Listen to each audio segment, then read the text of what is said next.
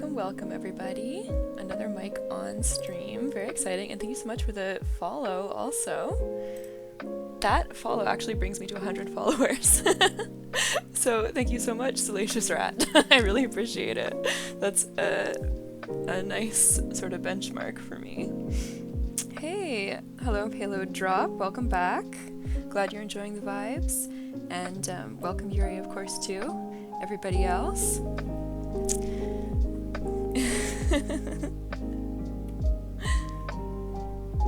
Alright. Hopefully the sound is all good. Last time I noticed my mic was popping a little bit, which was a problem that I had thought that I had solved. Evidently, not completely, so let me know if there's any like unpleasant sounds with the mic or anything like that, and I'll see what I can do to fix it. Hopefully it won't be too much of a problem this time. Alright. So, another cozy, chill drawing stream for today. What I wanted to work on is a adoptable pngtuber. That is something that I've drawn a few of. I think I have 3 at the moment. I've never actually sold any of them. I've never sold an adoptable, but I love the concept. I just think it's such a cool idea. I love designing my own characters. I'm extremely passionate about character design. I love when I have creative freedom for the VTuber models that I work on. So having total creative freedom to make an adoptable is so appealing to me. So I'm just going to keep trying. I'm just going to design some cute ones, get the word out there a little bit, and then hopefully sell one eventually. Yeah, and it's just fun for me. You know, if I have a couple commissions to work on at the moment, but I'm doing decently on them, so it's nice to take a break and just sort of work on some of my own art. And Payload Drop, watching people draw has always relaxed you. I'm happy to hear that. I'm glad that it's relaxing for you. Drawing is always very relaxing for me, so... Oh, this is my eraser, that's why. Alright, so... the idea for today, so 2 of the adoptable pngtubers that I've previously done are basically this sort of demon girl design. Oh, it looks like I've turned off some layers in a weird way here. Let's see. No. No. Oh, I've probably deleted it because I started redrawing it. Anyways, part of the liner is missing here, but basically I drew the base, and then I've been kind of like redesigning it, doing a recolor, different horns, different outfit, but using basically like the same base for the eyes and mouth so that I don't have to, you know, I can use the mouth shapes and the eyes that I've drawn more than once and make it more worth my time, presumably, if I someday sell one, to do this very complex art. So I think that I want to do 3 versions total of this demon girl. The idea was to do kind of like celestial themed demons. So I've done 2 with 2 sort of different takes on like celestial themes, and then now I want to do sort of like a very cute, sort of like kawaii type celestial themed demon girl.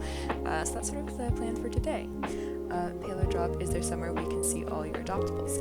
Yes, my adoptables are all available on my VGen shop. There should be a link for that in my socials. Let me check. Yes, I have it in my about under the social media, and I think I have a link just on my main Twitch as well. To VGen right there. So on VGen, I have not only my commission info, but they recently added the shop feature as well. And the shop includes single, like, one-of-a-kind sales, so adoptables, things that you sell once and then they're gone.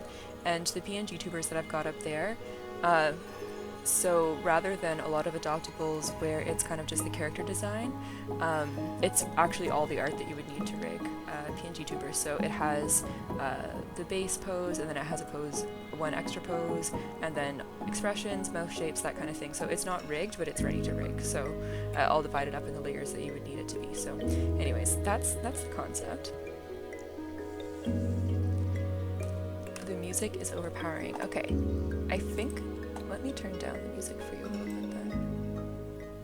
Alright, there. Bring it down a little bit. Let me know if that's a bit better. It's probably because I moved the mic a little bit further away from my face to avoid the popping. So yeah, let me know if that sounds a bit better. That's better? Okay, perfect.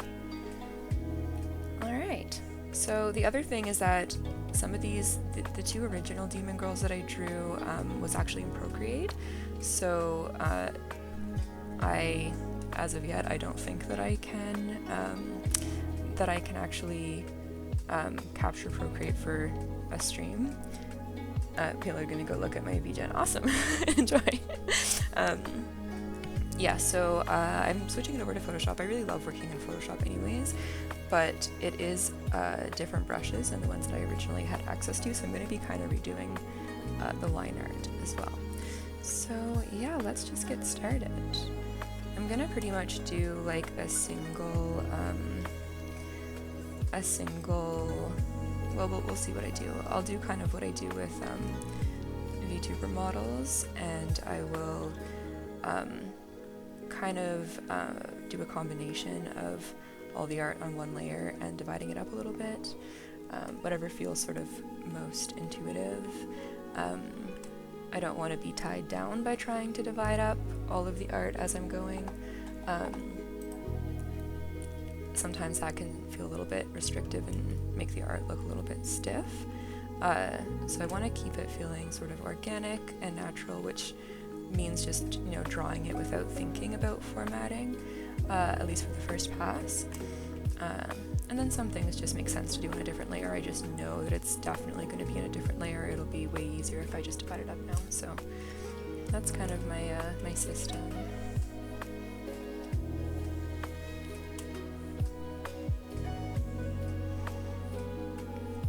Payload, you have a lot of talent. Thank you so much. I really appreciate that. I'm glad that you like my work.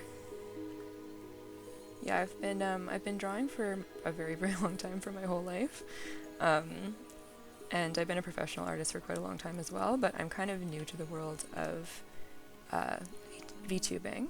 So yeah, I'm kind of a lot of my socials and everything are still pretty new, still kind of building an audience. Okay. But yeah, I thought that maybe streaming would help people know that I'm doing these adoptables, so increase the chances of selling one, and then being able to do more of them, which is really the goal. I always think it's really cute for like demon characters to have those sort of goat-like qualities. So whenever I'm doing characters with pointed ears, like elves and fairies and goblins and all that kind of thing, I usually try and have like variation in how the ears are drawn. I don't want to have kind of like one stock way that I'm doing all of the ears. I want to have reasons and a little bit of diversity. Payload drop. If I disappear suddenly, my back is giving me tons of problems. Oh no, I'm sorry. I hope that your back feels better. And yeah, by all means, if you need to go, don't even worry about it. I'm very happy to have you here.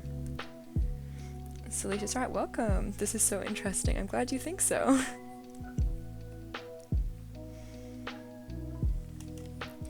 Alright. So the idea also, because I wanted to do this sort of like cute and femme look for this particular model, I wanted to have a bunch of these little like clips in the hair, you know, that kind of like 90s look where there's like a whole bunch of little plastic clips.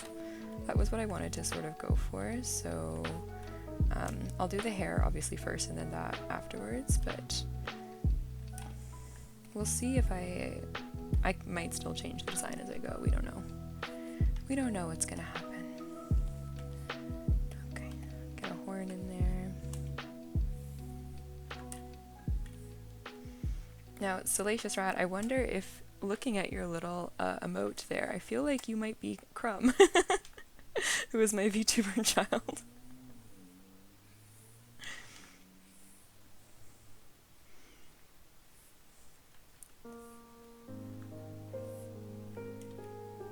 So with these curly ram horns, the other two demon girls that I did, they had much more sort of like untextured, sort of like straight up and down horns.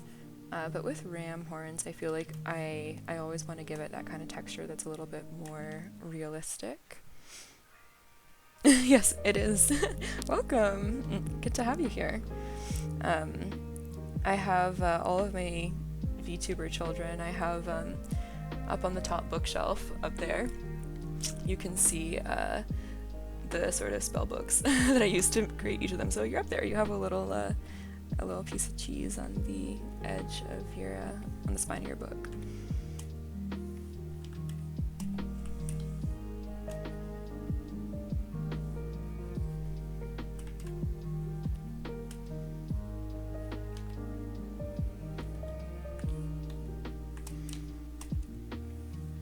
This character is definitely going to have kind of a slightly more chunky look than the other two that I did, just partly even by the nature of this brush, which is, the other brush that I was using was a little bit softer, so it had a very kind of like round, soft kind of look, whereas I love this brush. I use it all the time for all my line art in Photoshop.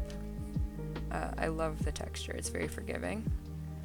It means that you can kind of do a little bit of the chicken scratch that you can see me doing, where I'm like going over lines more than once.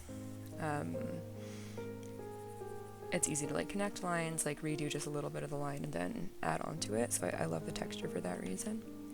But it's definitely got kind of hard edges, so that has like a certain look that comes along with it.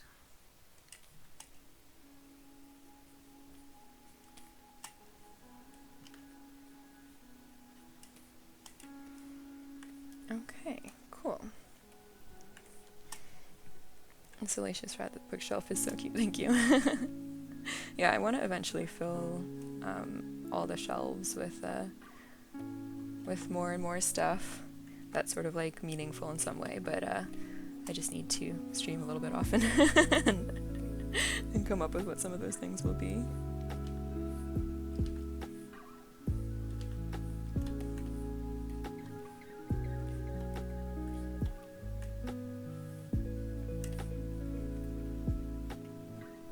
Welcome, Briar. Hello. Welcome in. Today I am working on a adoptable pngtuber of a sort of demon girl character.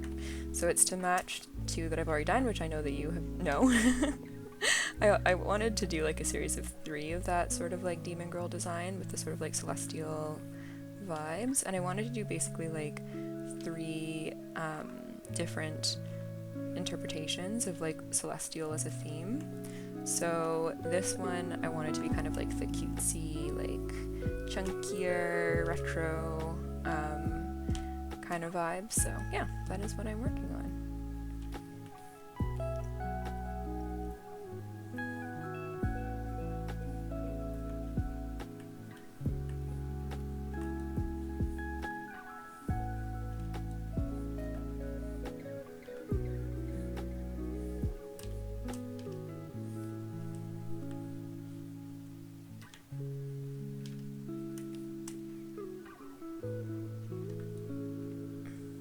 Briar, you're a sucker for some nice horns, as I know, yes. Absolutely. Yeah, I love doing horns. These are going to be they're a little bit more complex just because the shape is a pretty complex shape. It would be definitely a little bit of a puzzle to rig, but I'm not rigging it. It's just a pngtuber, so I can do whatever I want. 7, hey, welcome!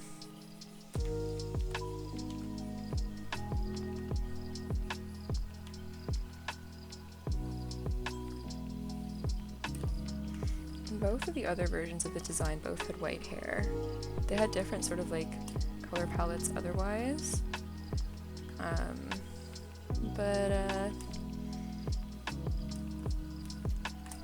don't know, I just feel like I love white hair. I always sort of default to it, I feel. So we'll see if I can avoid that, or if I'm just going to make it another part of the theme.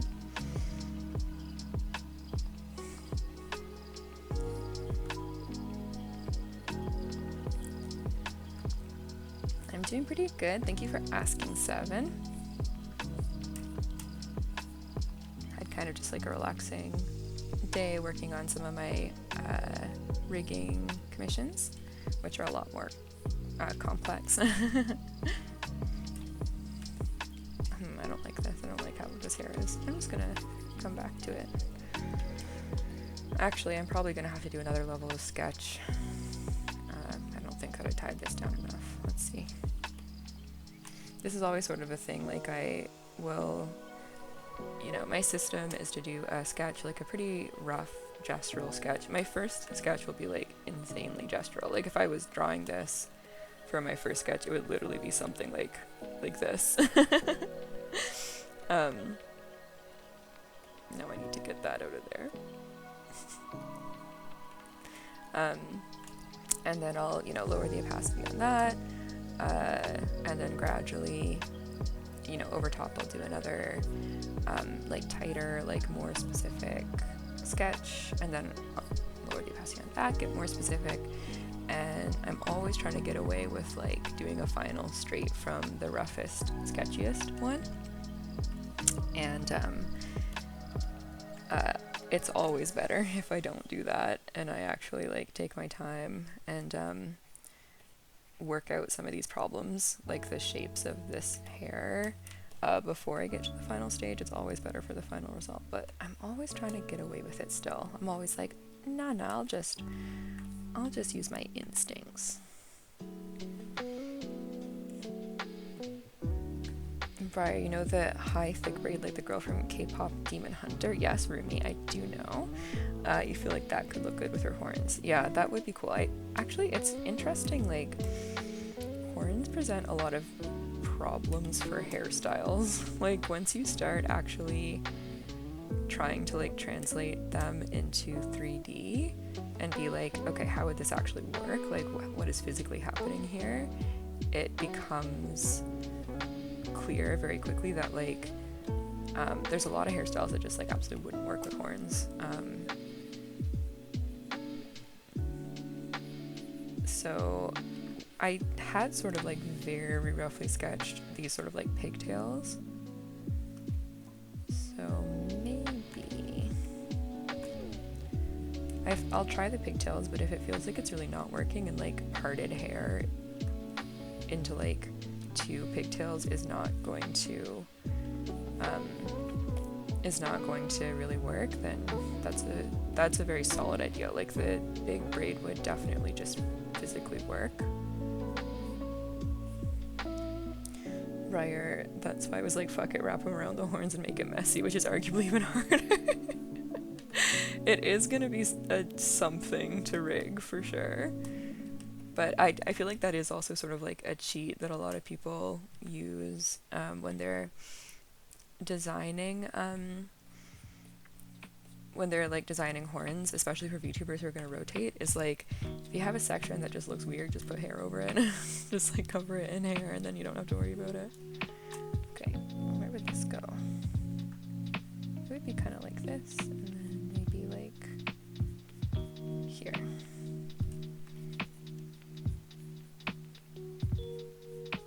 Maybe something like that.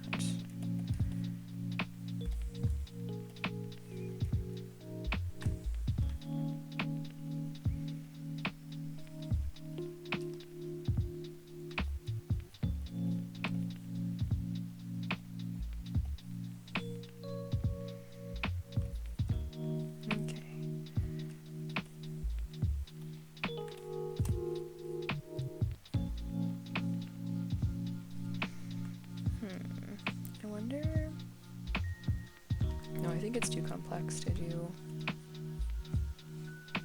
braids. I'll just keep it simple and do pigtails.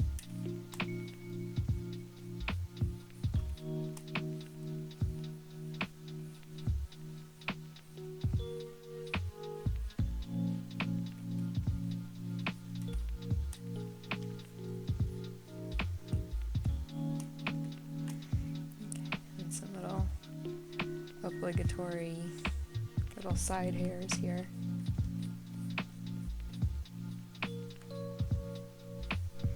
Anytime that I've tried a hairstyle for myself that actually has like little side, like part of the hair in front of the ears like this, it just is a sensory nightmare for me.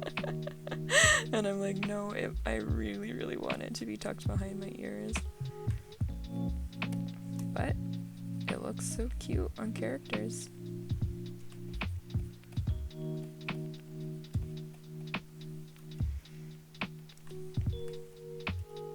Okay, this is going like right behind, like the curl on the other side would be like here, so.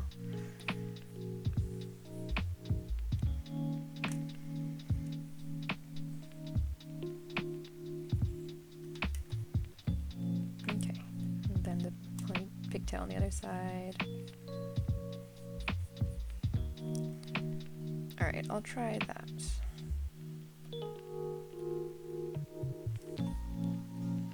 See if that helps me a little bit.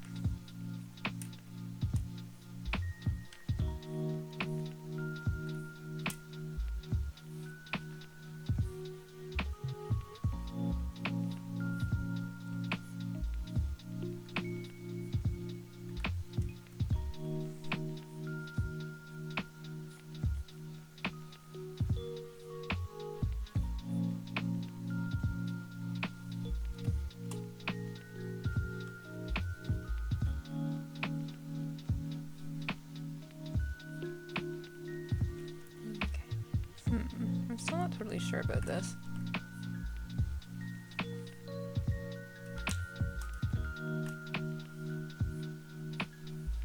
Actually, I find like rendering parted hair kind of difficult in general. I'll leave it like that for now, and then we'll see. How's this looking with the sketch layer turned on? I need to lower this down a little bit. It's too much forehead.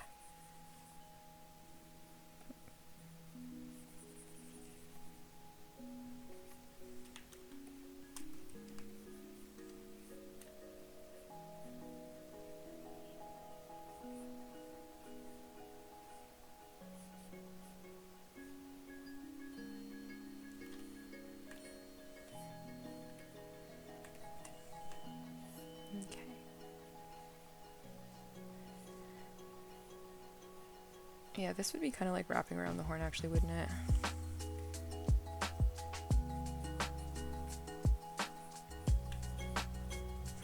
We'll see. We'll see.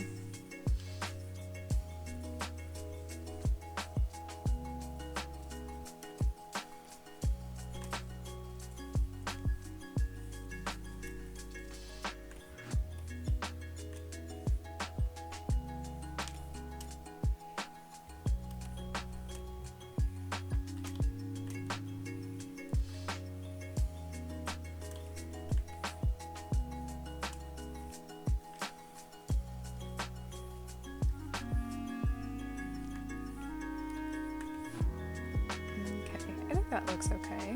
Trying to figure out where all the different like ridges and textures on the horn would be as it rotates. I'm so glad that I'm not rigging these horns.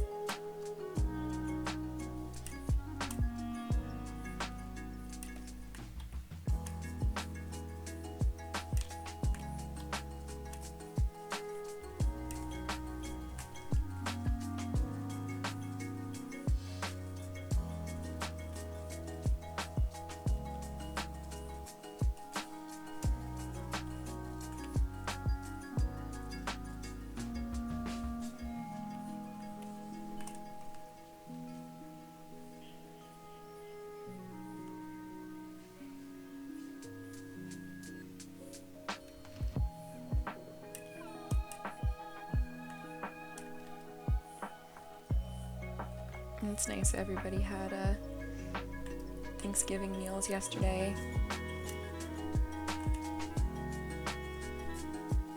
And that everybody likes cooking. I love cooking. I'm probably going to do my sort of little Thanksgiving thing tomorrow.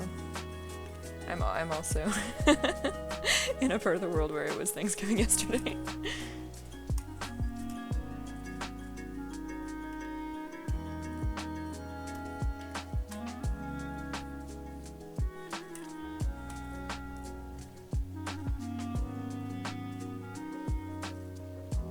Bambii. I just had someone send me a photo of a IRL set of horns like that for a commission you're working on. Do you want me to send them to me for reference for texture?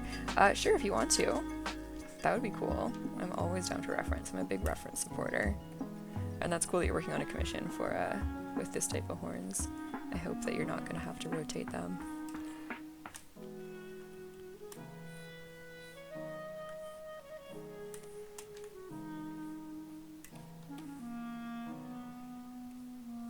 I sort of like, I have drawn them before, so I sort of know what, I know that the texture is like, okay, so here's the thing, like, I know that in real life, the shape, how am I gonna draw this to show, but like the shape is like actually like kind of like this, I'm pretty sure.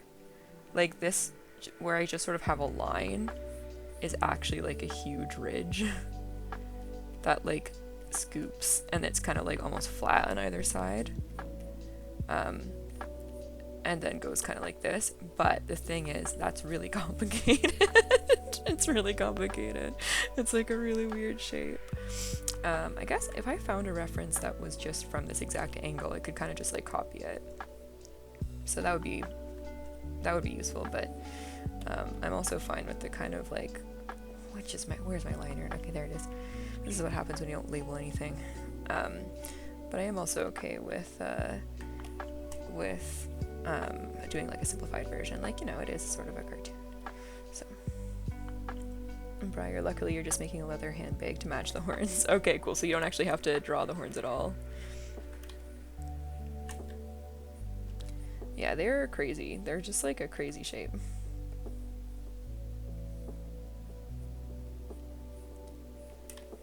This is like, so the thing is that if you actually had horns coming out of like this part of your head, you also have like a bald spot there, you know what I mean? Like, basically you have like a big cutout of your hair there, so it's like, this would all technically be like wrapping around.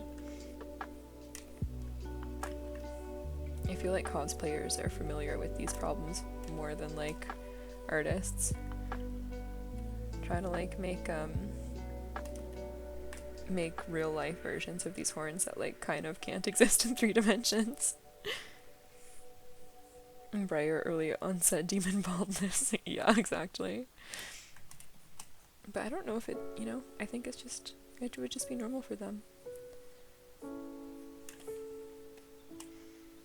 Okay, I kind of wish that I hadn't deleted part of the line right here. I don't know what I was thinking. I'm pretty bad for deleting layers when I maybe shouldn't. I love to just be like, I'll never need this again. Get out of here.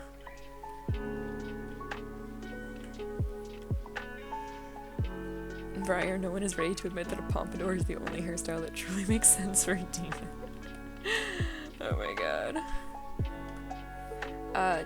I guess like along those lines, undercut on both sides, hair on top would also work really well.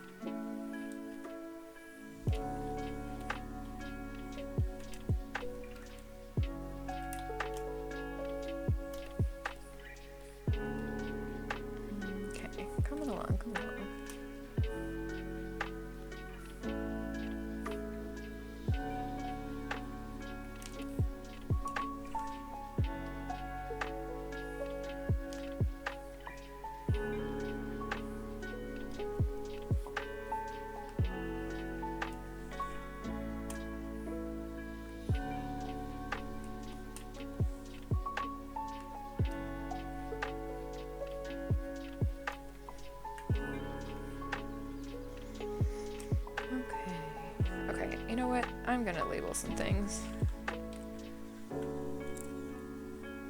Be kind to my future self.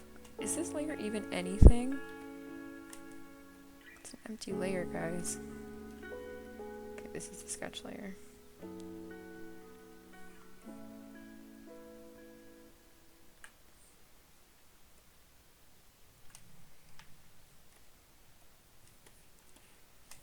Okay. I guess that's kind of fine for now.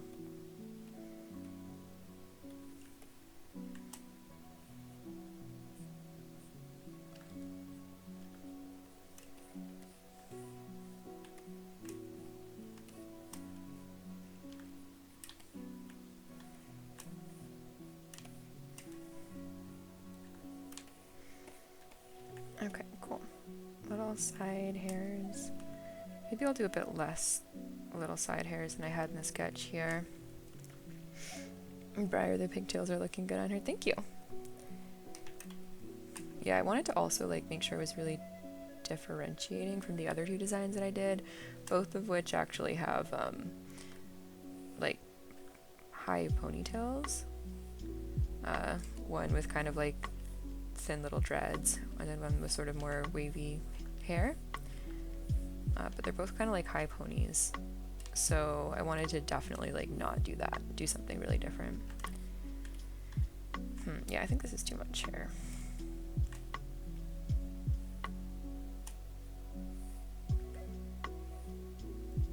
Maybe just even like that is cute. I'll try it.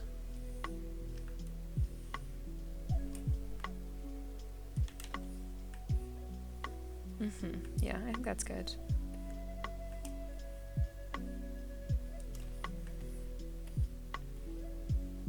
Okay, cool.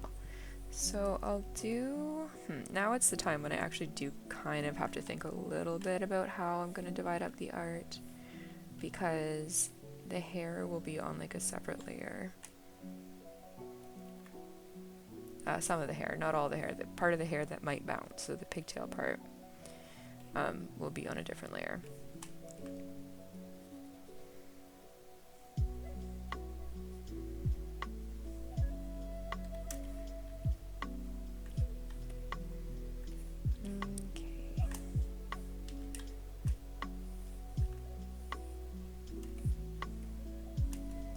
I want to do something really cute and silly for like the little elastic here, so I'm gonna just leave it for now like super simple little lines to show where this sort of division is, and then I'll go through, and when I'm putting in little like clips and accessories and stuff, then I'll see what would be cute for that.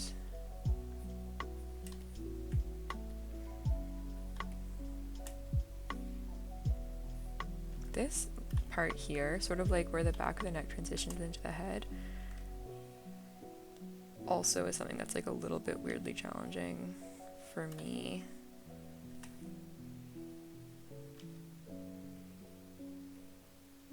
Like, obviously it turns into the hair here. I know at least that much, but I'm not sure what the best way to stylize it is.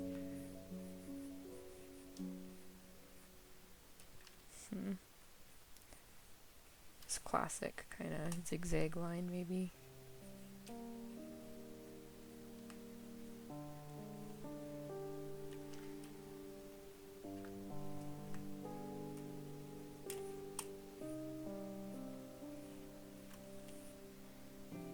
But see, that feels like her hair now comes forward too far. Like she needs a little back of the ear space. Maybe like that. Yeah, I think that looks okay. It's not like glaringly terrible or anything. And sometimes that's all you can hope for.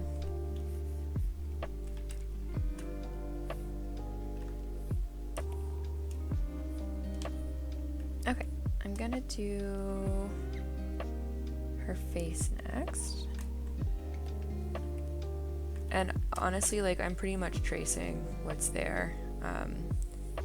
I'm just converting it to this document and to this line art style with this brush. Because yeah, like the advantage of kind of doing multiple versions of the same design is that I can kind of like reuse some pieces of the art, and I don't need to be like starting from scratch. So in order to do that, I'm gonna pretty much just use what I have, so it shouldn't take too long. I will get to recolor it though, which is gonna be so fun. There's just, choosing an eye color is like the best part. It's the most satisfying part of the whole process.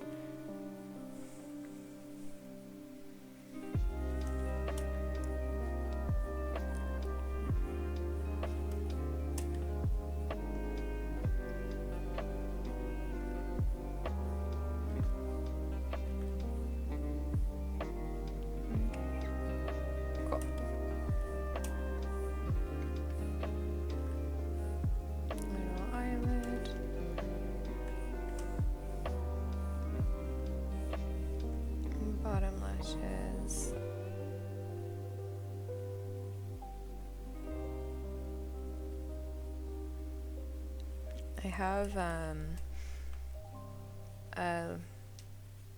two little eye directions, so I have her just like kind of looking at the camera and then over to the side a little bit. Of course there's a blink, just like a normal neutral eye close. And then there's some different kind of special expressions. There's a smile with the eyes closed in the sort of like little smile eye closed shape, where they're like little, like, you know, they basically like reverse direction from being like this to being like this. So those are some of the ones that I have, and then the ones that I did before, like, they also each had a couple like special expressions that kind of matched like their particular design or vibe, and like the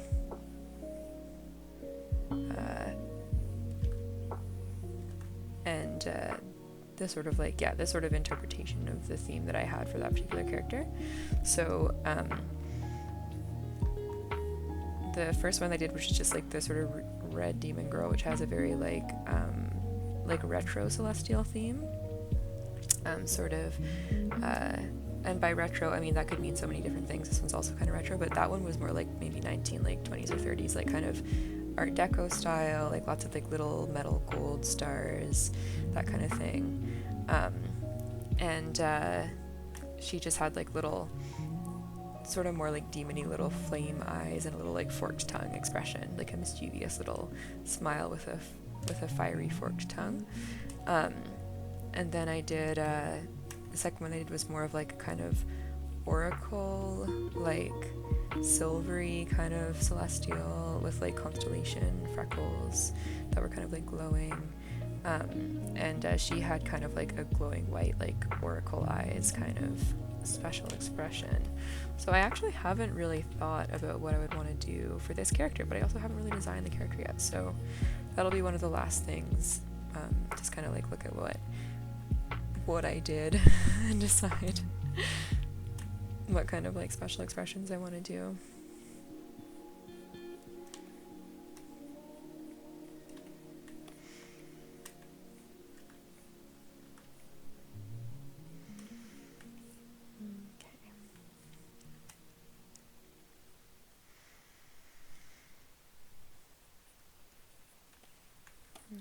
There's a little eyes, a little eyelid up here. And then I'll do the inside of the eyes. Okay, got a label. I'll do the inside of the eyes on a different layer because I know that I'm going to be moving those.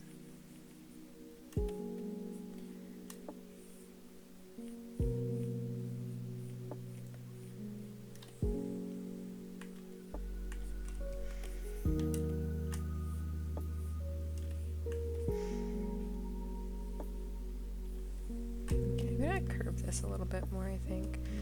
Not exactly what I had in the other art, but I think it's nice.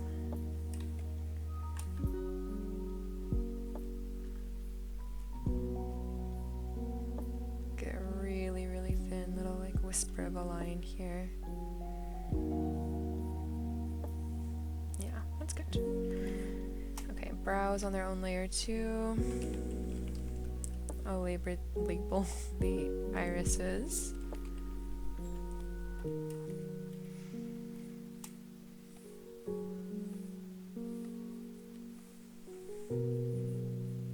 Just gotta get this part out of the way before I can design the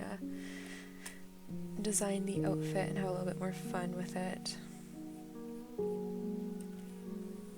I have sort of like a rough idea of what I want to do, but I'm really looking forward to tying that down a little bit more.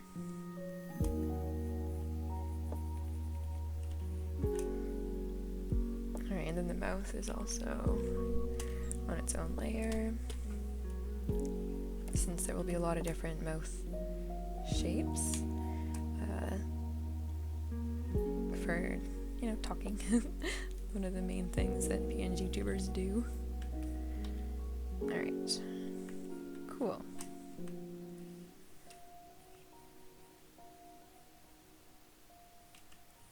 Alright, cool. Good, that didn't take too long. Okay, so yeah, I'm gonna do her outfit before I do her pigtails. I'm gonna have to do another layer tying it down to make sure that I actually know what's going on. So basically the idea that I had was kind of like a big chunky cropped hoodie kind of vibe. I'll put this a different color too so I can keep my sketch separate. And then kind of like a little celestial like strap situation underneath. Like I don't know if like harness is the right vibe since I'm trying to go more like cutesy with this, but a strappy situation. Who knows? I guess it's for you to decide.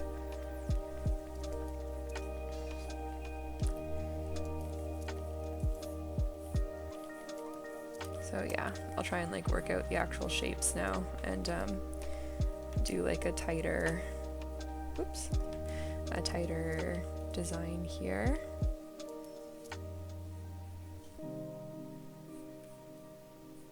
This is going behind like this. I want very big and chunky.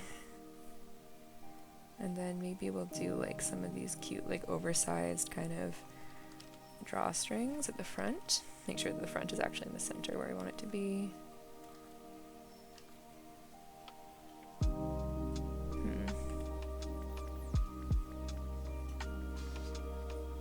Maybe something kind of like that. I can put those little ties separate too in case anyone wants to like rig them to bounce a little bit.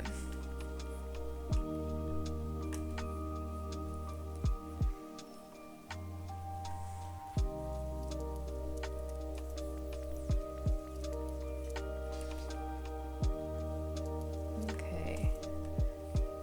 Alright, I gotta keep the hood like pretty organized because they're kind of like a weird specific shape. A hood when it's down, it's like just a big crumple, but it's not just a big crumple. Like if you just do it randomly, it's not gonna look like anything. Keep a little bit track of like what is the inside surface, which is like this, versus like what is the outside surface. Okay, cool.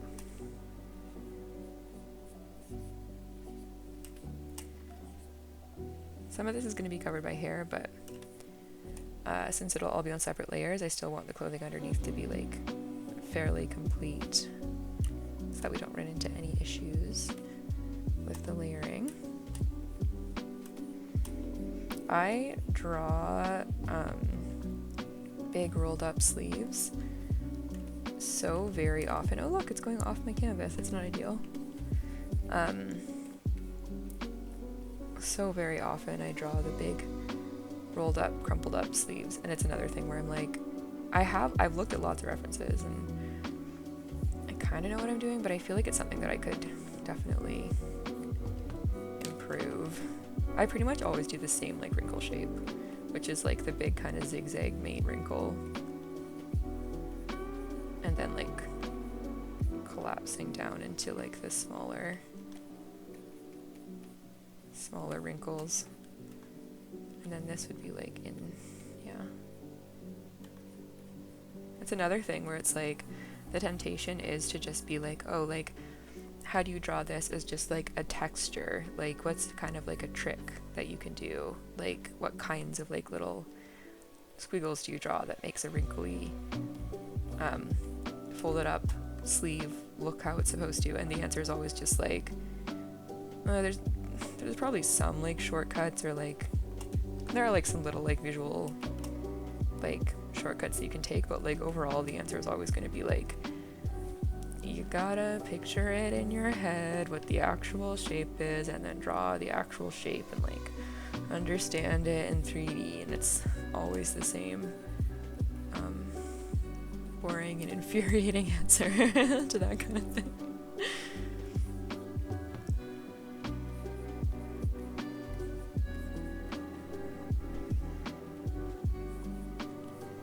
Although there are some little like shapes that you can kind of repeat, but what those shapes are is that they're like shorthands or like indications of 3D forms, and so you still kind of like it'll take your clothing folds from like okay to like really good if you actually do understand what you're drawing, which I feel like I'm kind of not right now.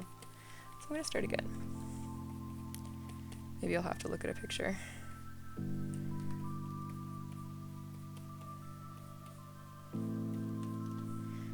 Briar, the answer is if the artist doesn't know how it should look, neither does the client, which is good. Sometimes, but sometimes the heart knows when something ain't right.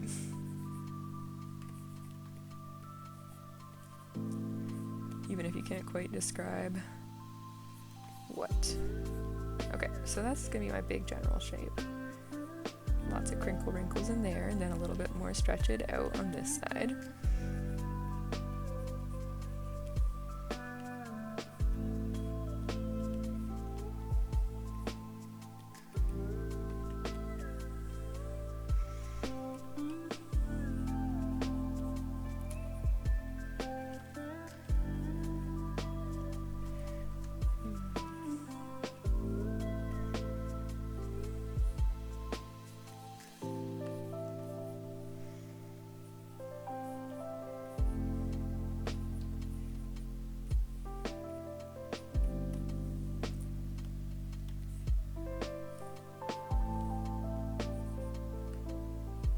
I feel like this is a little bit better. Just gotta remember that all the crinkle is happening here.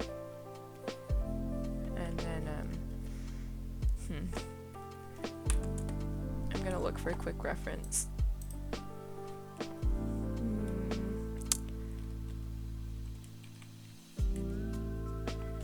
Not sure what to search for that. Let's see. Pushed up hoodie sleeve. Okay.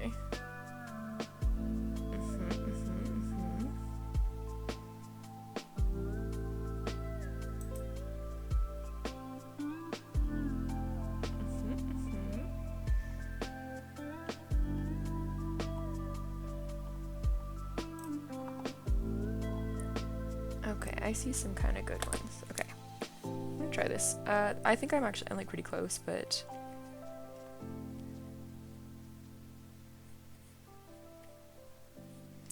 I'll just incorporate a few little shapes from a reference.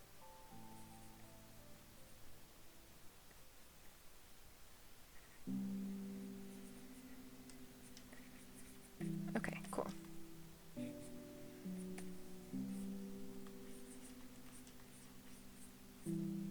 It's similar to what I had.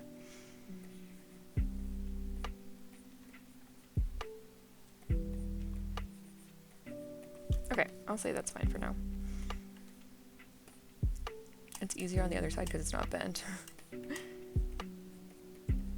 Let's do something kind of like this.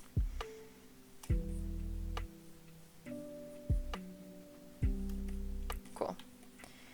And then, yeah, like part of the reason that I want to do this design is because I want to have, actually this is a bit too, her shoulder would be further this direction. Briar, also Yuri will be pleased to know the other day you heard me was listening to a video that mentioned the Horse Girl anime.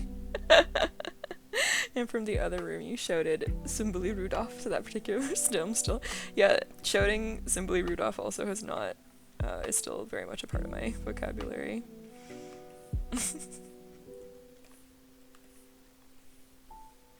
The announcers just say it in such a great way.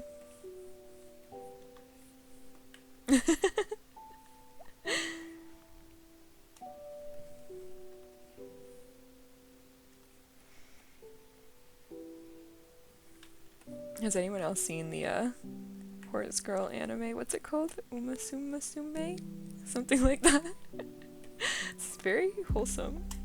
It's actually very cute and not weird and creepy and fan servicey at all, like for real. I know that my voice always kind of sounds sarcastic, but I am almost never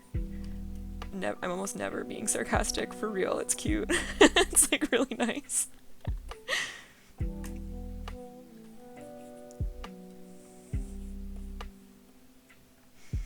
The concept sounds so like fan servicey, but it's really just about friendship and running and trying your best.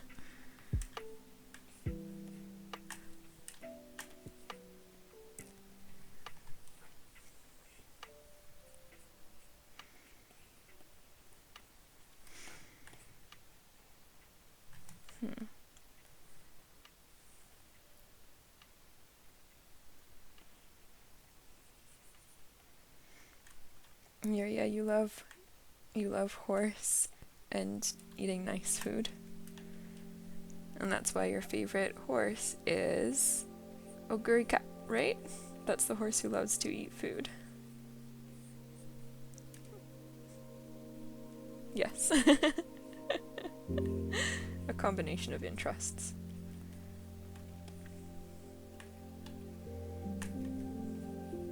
Okay, I want this to be more of like a nice S shape. This little design on here, so that's why I'm moving this little cloud down. I think it looks a little bit better. I want this to be this kind of like chunky, almost like childlike design of stars. Very classic, like little star shape. So, you know. Something like that.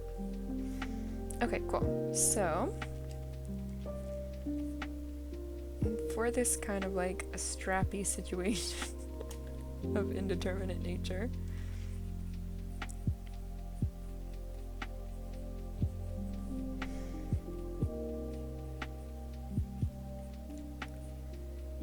so I'm gonna do kind of like, this will be kind of like a metal loop situation.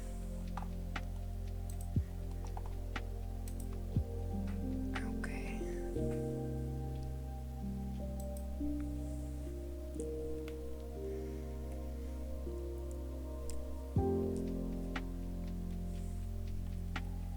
Yeah, kind of like a metal thingy. And then some different straps that are just kind of attached to it, and that was my idea that I had. And then there's definitely one here, but we can't see it. Maybe I'll draw it a little bit anyways, just so that the art will be there. I feel like I want like maybe an extra one. Something like this.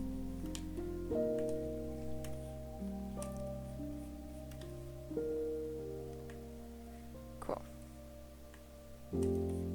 And I can't remember how I divided up all the layers. Oh no, nothing is labeled. Oh my god. Literally nothing. What was I thinking? Oh my god. I think it's because I originally drew it in Procreate. And it's like way more of a pain to label stuff in Procreate, and you can like just see looking at the group. Briar, how incredibly unsurprising. Well, this time I regret it and I feel bad about it, so. Okay, it looks like the whole body is just on one layer except for the tail. That seems fine. And then, yeah, the tail is on a separate layer. And alternate arm. Okay. Okay. Briar, well, if it's in the consequences of my actions. Oh my god. I know, it's real. I know. I'm labeling now. See?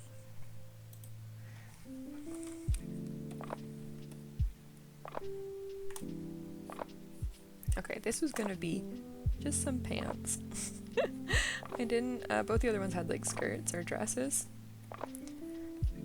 And I also thought like, I almost always do like high-waisted, always, because I'm a millennial. And I really like how it looks, and I can't be dissuaded of that.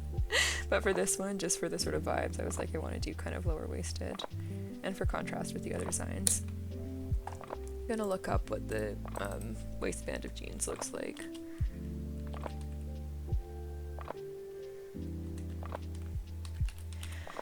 Oversized jeans. Let's see.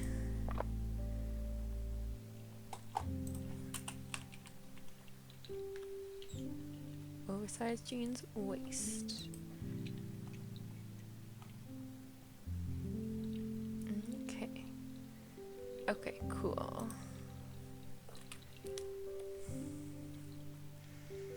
She does have a very sassy Gen Z vibe. Yeah, I think she does have a Gen Z vibe. I think that's kind of what we're going with. Well, because I was gonna do kind of like, more like, you know, 90s retro with her, which is, that is more like a low waist kind of look, to my dismay. Or like, I guess maybe 2000s is more, like Y2K is more low waist. I don't actually know.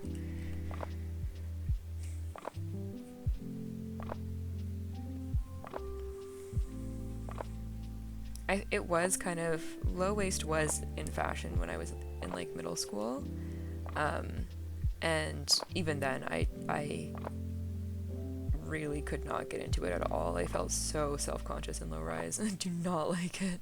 It's just not my vibe, even when it was in fashion, or at least when it, I mean, I know it is again, but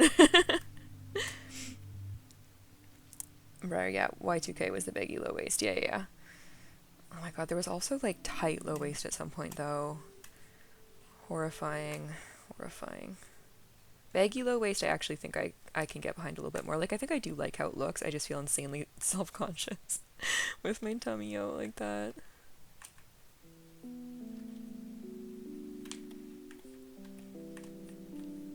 Okay, cool. That's a good sketch, I think. I'm gonna get my final line in there.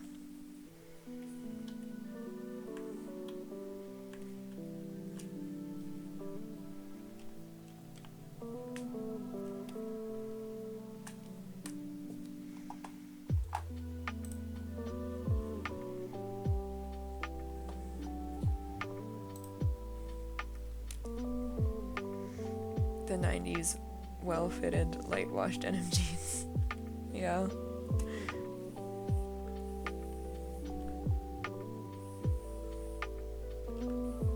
I do like a nice, like, I like an oversized jean. I have a nice oversized jean, but it is high-waisted.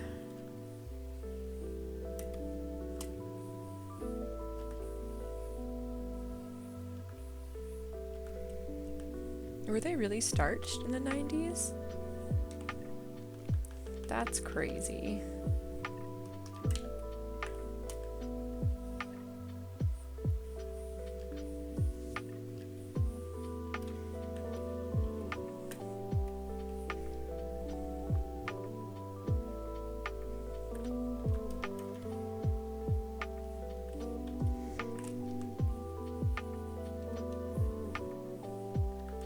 I think it was more of an early 90s thing. Yeah. I would have been a little baby. So I don't remember that. And more of a Southern States thing. I honestly can't even like totally confidently picture what starched jeans would look like. I'm sure I would recognize once I saw, but it feels wild. I feel like just any type of starched clothing is, well, sometimes you can get, unless you're really going for like extremely dramatic and you're just committed to being uncomfortable, I guess, but in general I feel like starched clothing is just an uncomfortable situation.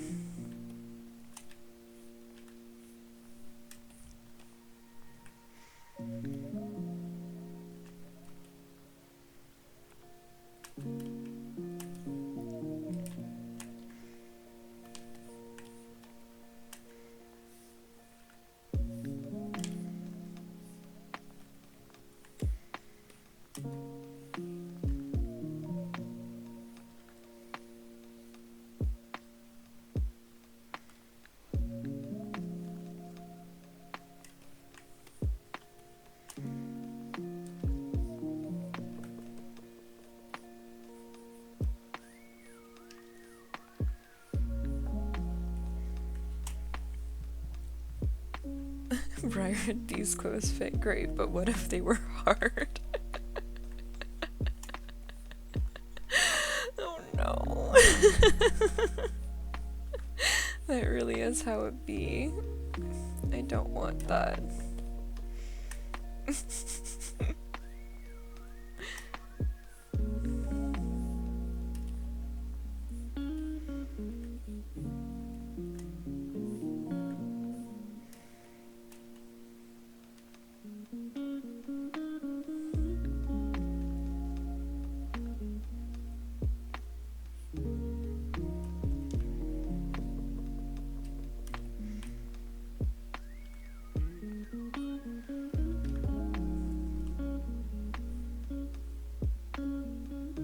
Briar, this demon girl 1000% shoes on the hoodie drawstring. Yeah, for sure. That's definitely kind of the character that I'm going for. But I'm not going to put it in the art, I'm just going to leave it to the imagination.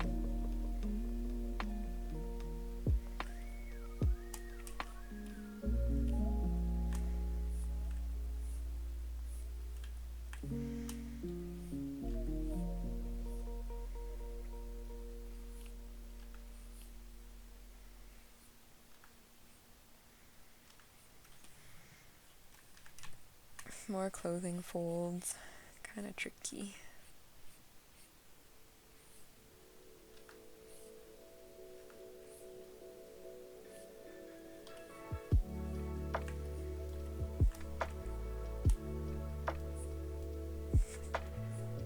Seven, who wouldn't chew on the hoodie drawstring? Especially if it's that chunky. It looks really mouth-sized.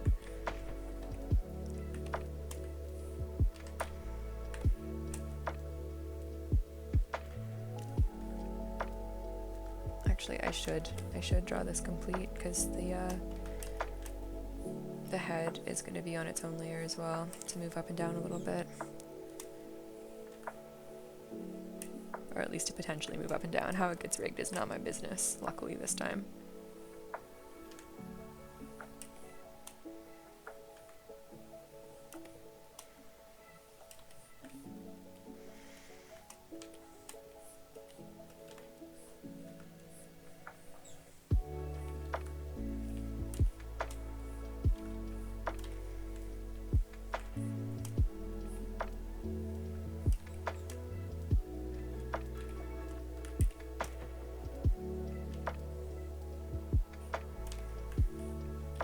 Okay, cool. I think that looks okay for a hood.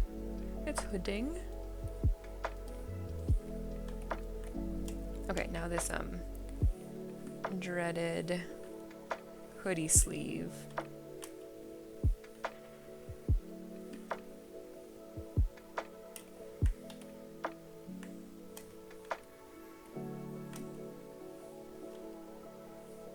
Just try and keep it simple, just simple but effective.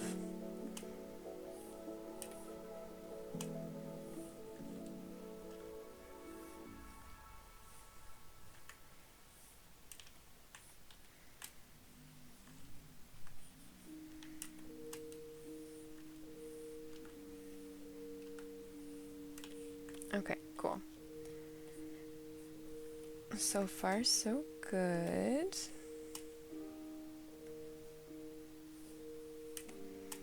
This would be like kind of a divot here too.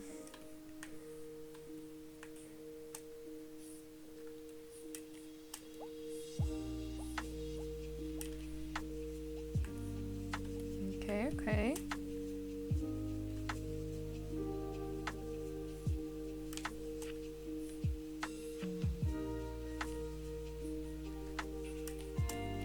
Some of these are also just kind of like indications of where shading would go.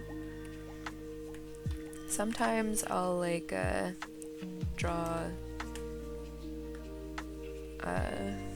in some little like guidelines that I'll use to shade and then I'll erase after.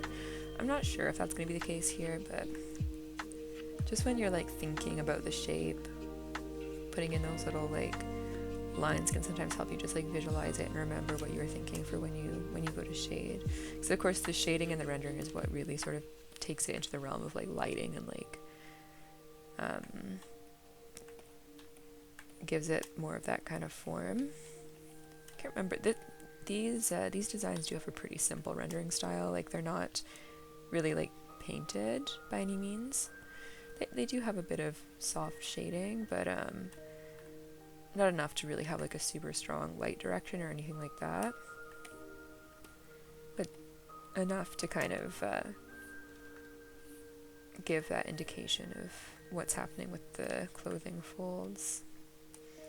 Okay, I think that looks okay. That looks okay.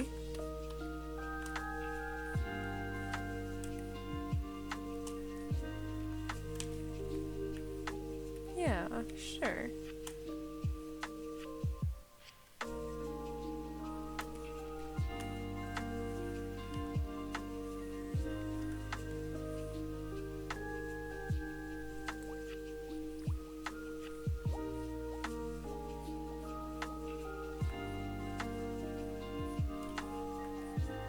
Cool. This area here feels a little empty. Maybe I'll make these folds a little bit more significant. Yeah, I think that's okay. Cool. It's happening. Ultimately, I think I'll do the line art for the arm on the same layer as the clothing. But for now, I'll just finish the clothing, and then I'll do the arms after. Oh, you know what, though? There's a different arm position. There's 2 arm positions for the back arm. So I'll leave that on a different layer for now.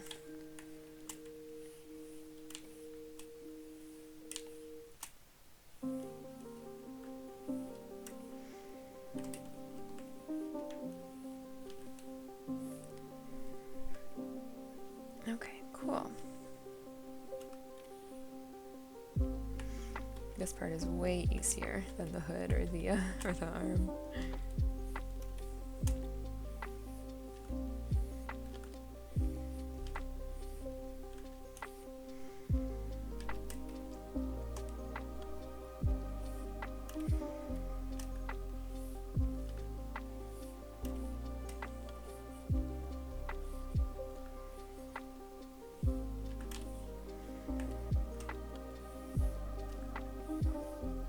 Change this when I do the second arm shape, but I want to get it in because it kind of is really connected to the rest of the shape, so I'll leave it for now, and then I can always separate it out if I need to later. Okay, cool. I'll connect this little hood here.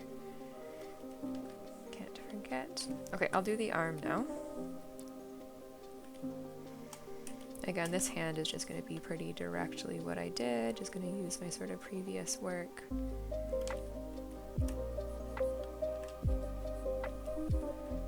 then just kind of reline with this different brush.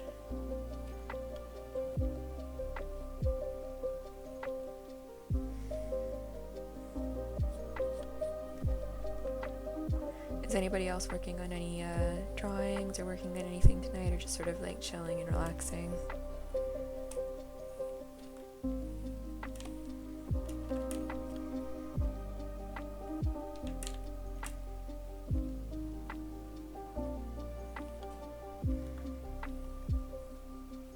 It's a very, very cozy night over here. It's finally kind of really chilly weather and all the beautiful leaves have changed. And Briar, you got a bunch of leather patterns traced onto leather tonight. Nice. That's awesome.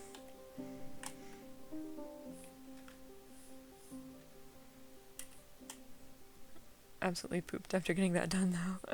That's totally fair. That's a lot.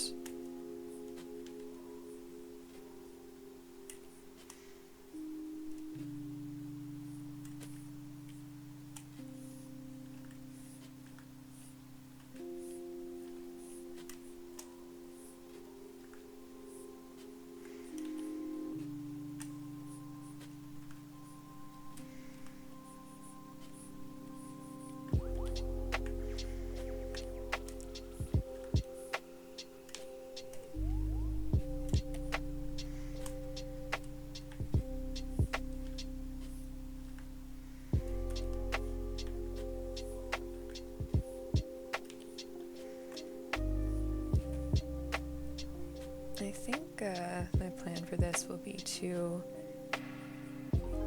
finish the lines and also basically like finish the base art. So I'll get the colors in there. I haven't really thought much about what I want the colors to be yet, so I'm really excited for that. You know, render and everything, get that all done. So the base art is pretty much totally finished, and then after that's all done, then I'll do some of my other poses, the other mouth shapes, other eye shapes, that kind of thing. I think that's gonna be a good workflow for this. And then yeah, very last will be special expressions. I don't know how much I'll get done tonight. We'll see. It's going pretty good so far.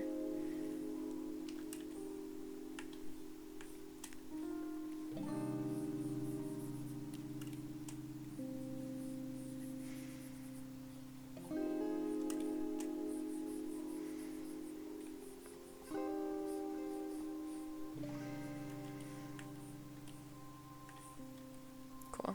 It's nice to have the hand already drawn.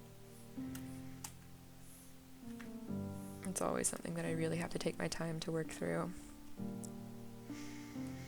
So when you think you're going to work on some old art or start something new, not sure. Cool.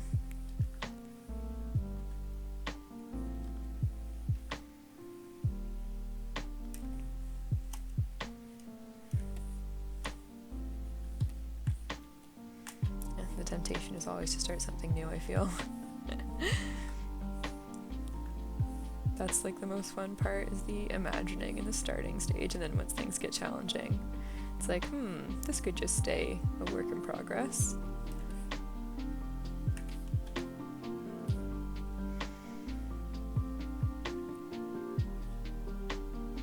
Okay, cool.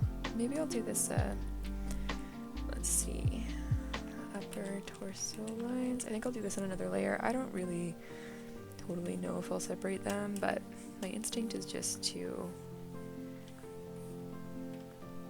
do it that way, so. Just in case, I guess.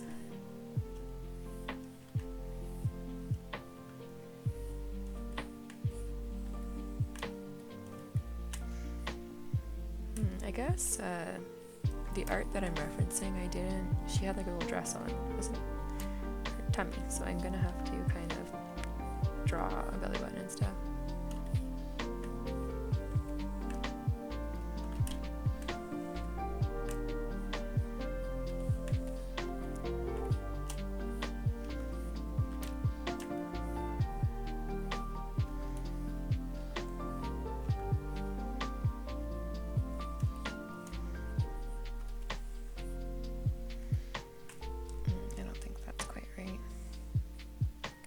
More like that. Cool. Did demons have belly buttons?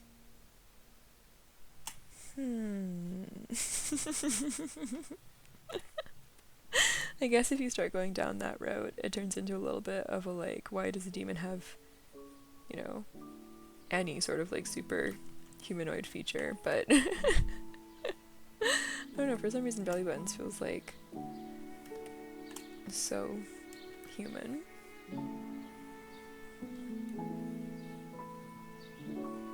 Maybe I can get away with not putting one. I don't know.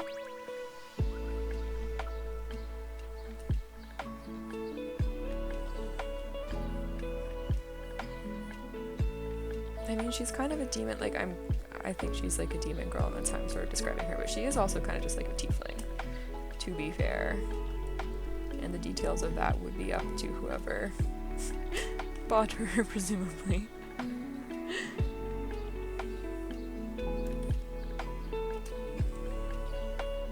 And tieflings have belly buttons, for sure. I think.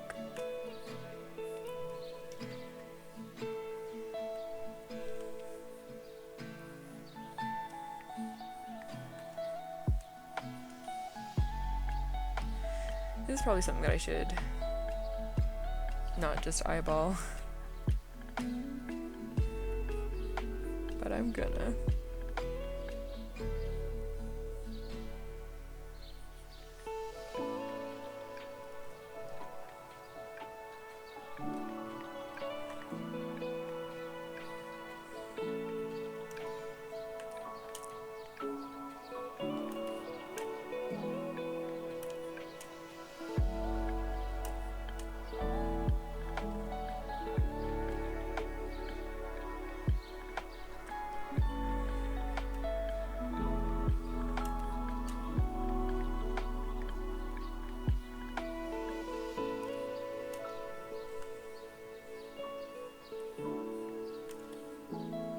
Yeah. That looks kind of uneven. I'm gonna do it again. One of those situations where I really have to like narrow down my tie down my art a little bit more. Just do the good old-fashioned classic star drawing method. There we go.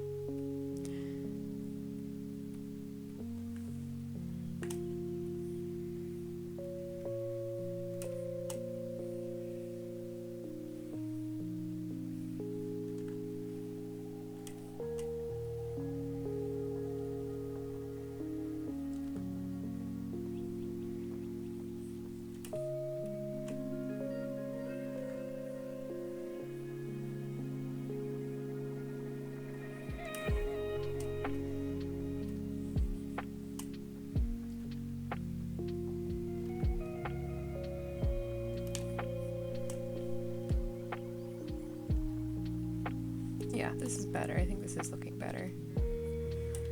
Still a little bit of fine-tuning, but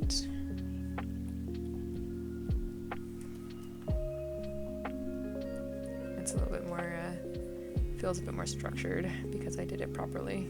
It took way less time as well. So you save time when you actually do things smart, it turns out.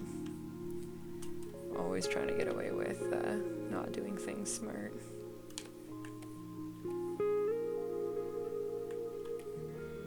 Okay, cool. I'm gonna take a quick water break. Stretch. Stretch, stretch, stretch. Drink some water.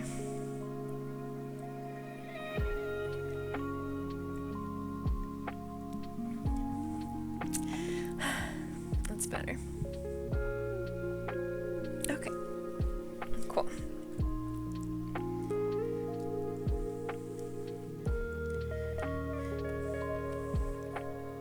Back to the strappy situation.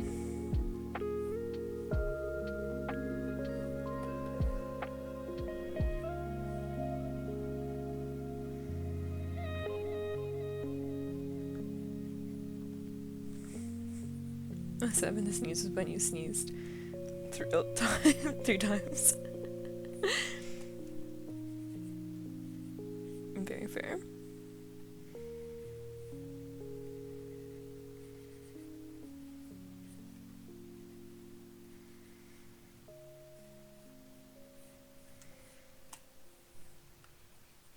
It would be kind of hard for a little strappy strap to like wrap around a pointed shape like that, but it's just what I want to do, so I'm going with it for now.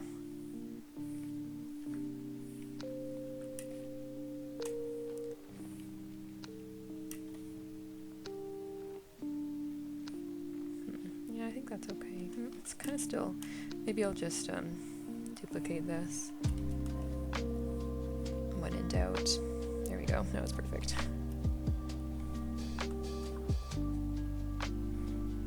What is going on here? Why is there a random little line there? Oh, I guess this should continue down.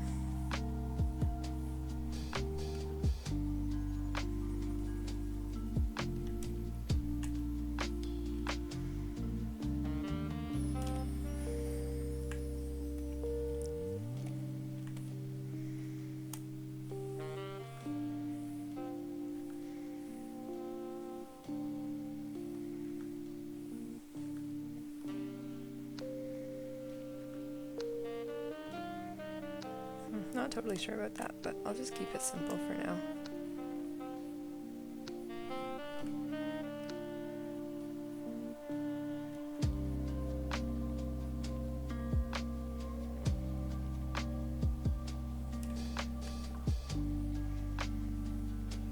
Okay, cool.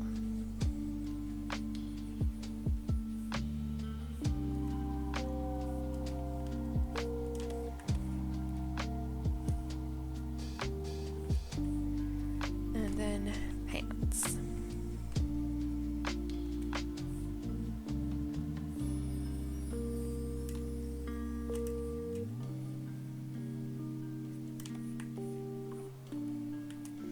Chunky pants.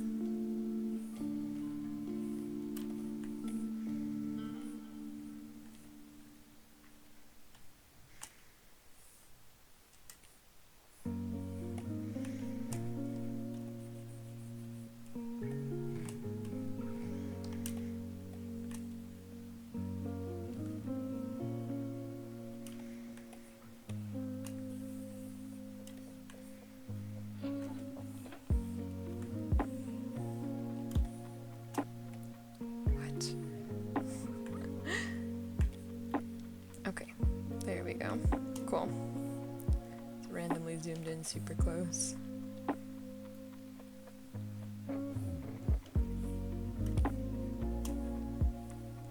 Chunky, chunky jeans.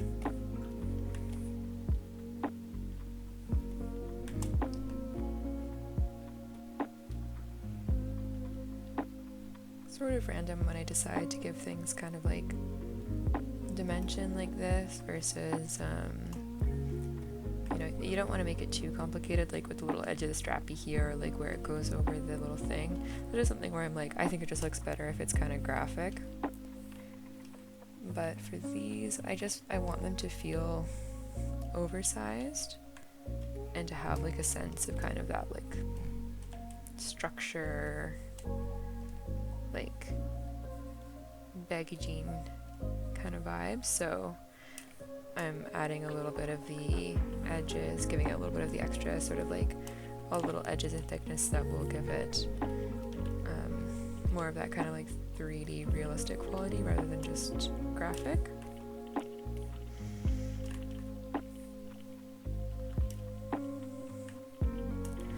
So when you're gonna just open a random doodle canvas and see what you want to draw because you're feeling kind of lost today, that's a good idea. You can just kind of like go with the flow. I mean, so much of drawing is just like the experience of it, you know, like it's relaxing or it's like just creative expression. And like for me personally, like even though I spend hours and hours and hours drawing every single day, and all of my jobs and all of my hobbies are just drawing all the time, even still, like the act of just putting a mark down just makes me so happy. Like it just is inherently relaxing and satisfying to me to just draw literally anything at all. So I think like there's a very therapeutic quality to just like, you know, looking at art as like about the process and about the experience, and like taking you know, letting yourself not be so concerned with the final product. And then if you get a really cool final product, that's awesome, but sometimes some really cool stuff can come out of that if you just are doing what really feels right.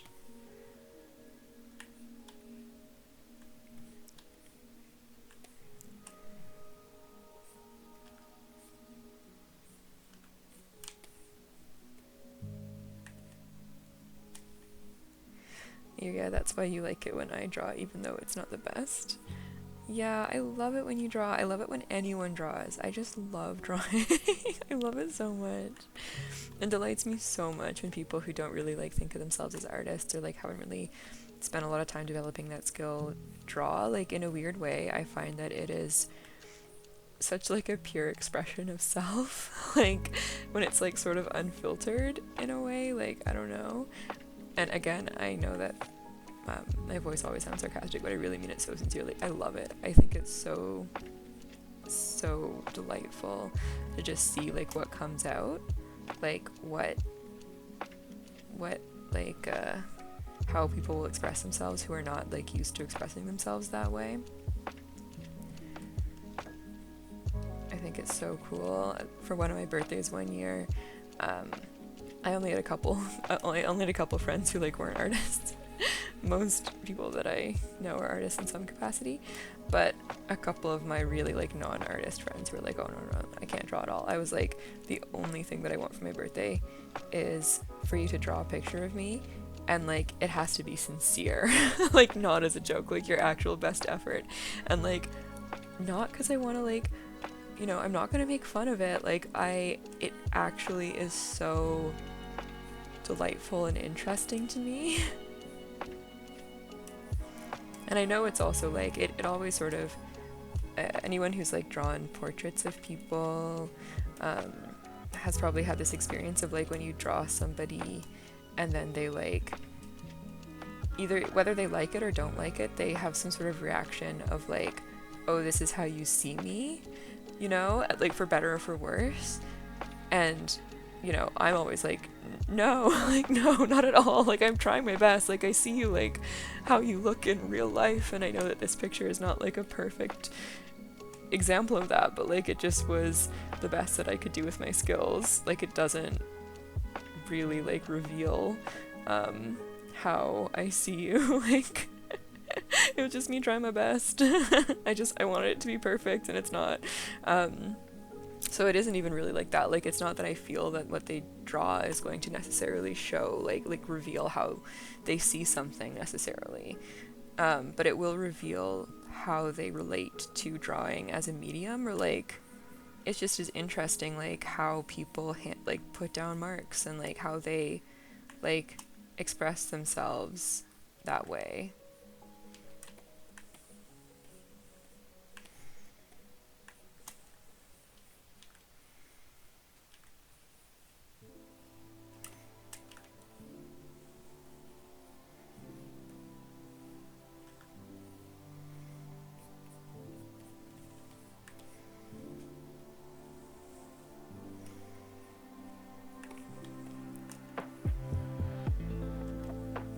It was really, really hard for that birthday though. When I asked my friends to draw me, it was really hard for them to do it. It was like they felt very, very vulnerable about it.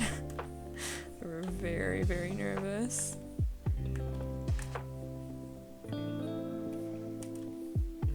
And they did kind of make it into a joke, at least one that I remember. They did try, but they also kind of made it a joke, and I was like, I do appreciate that, but I want sincere. I want it to be your honest best effort.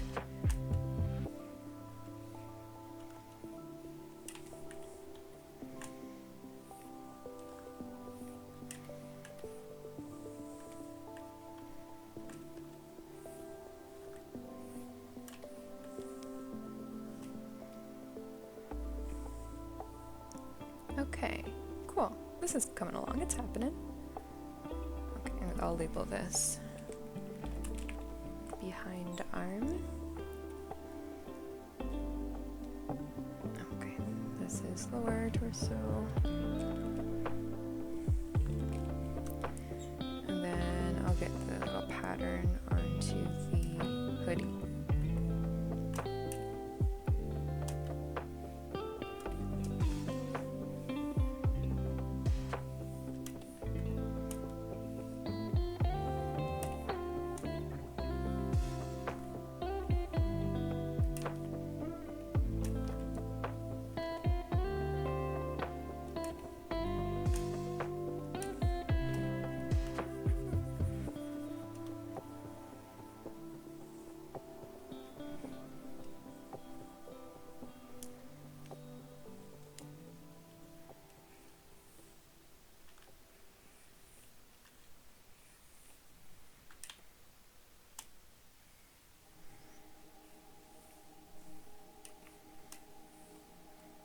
Chunky little clouds. I'm definitely going to color this in a very graphic way. graphic, of course, you know, meaning like not with shading or rendering, like just shapes, flat shapes. Because I want it to be kind of like cute and junky and to look like a little simple design on a hoodie.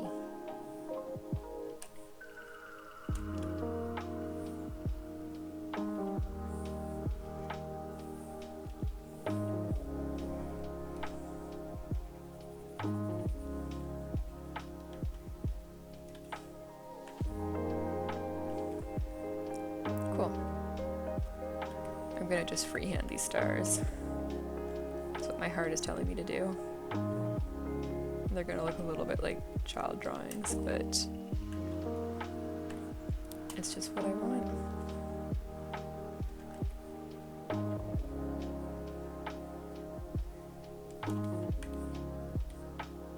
I think it's nice.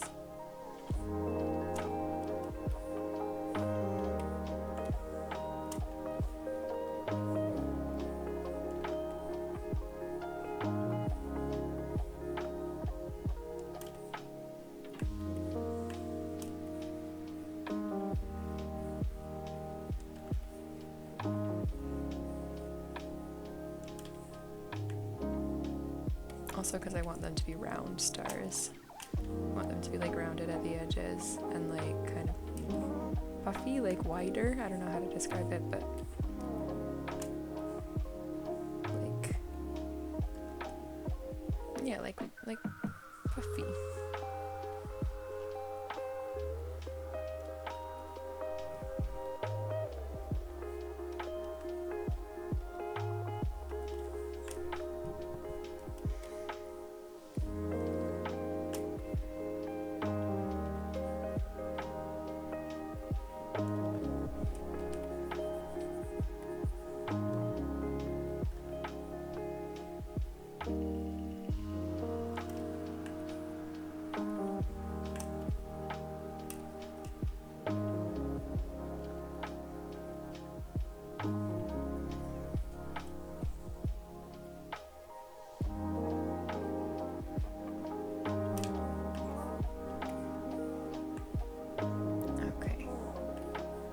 I didn't really think like super specifically about where all these stars were placed when I sketched them in. So I'm not gonna follow like exactly what I sketched. I also want to have some variance in size. This one's gonna be kind of wrapping around a little bit, so it'll be a little like a squished shape.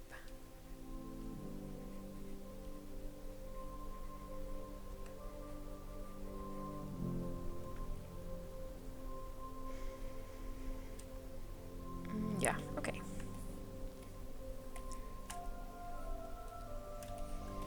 I want to make sure that the pattern isn't just like ending conveniently at like the edges that we can see, that it like continues.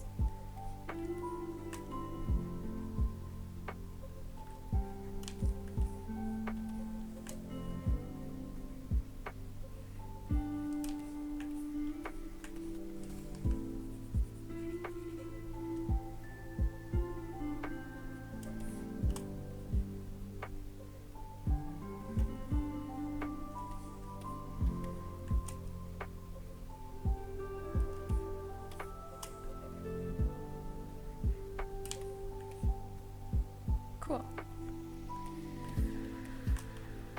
And patterns are also a really, really good way to show like the form. Like having something actually like a shape like on the surface of an object is like such a good way. It's like an incredible opportunity to like show the volume and like the curve of that object. So you definitely like, I always try and take advantage of that opportunity. I'll put one here because usually when you have a garment like this, the seam cuts off some of the pattern.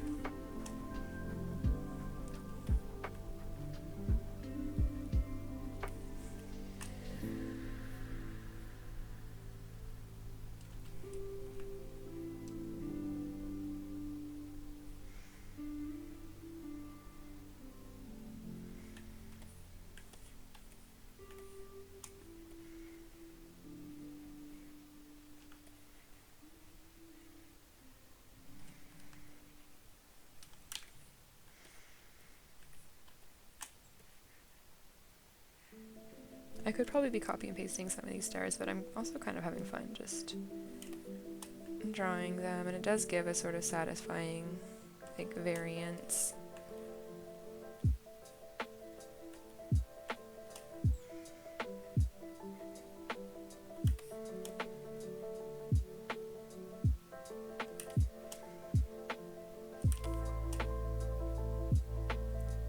This one I also really love, in the folds of fabric, having a design like offset like this. So it's like, I'll do one maybe like up here too, where you can see that like part of it has disappeared into the fold. It also is just a good way to kind of like show the shape. This one is such a deep fold that I'm not even gonna do that. Just gonna put like a little bit of it showing here.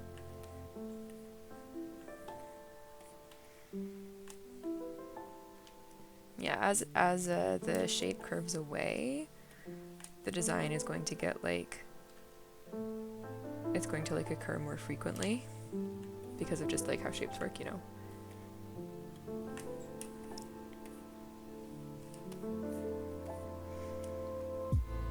So I'll put like a few more into the, it's not perfect, but I'm not trying to make this like a super perfect repeating pattern or anything. I think that that's good. I think that's a good amount of stars. I don't want to get too carried away. Oh my gosh, where's my behind arm? There it is. Okay, I'll put a couple stars on the behind arm. Let's be really round.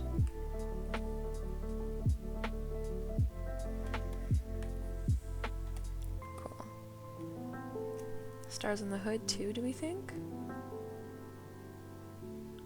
I don't know, I'm undecided.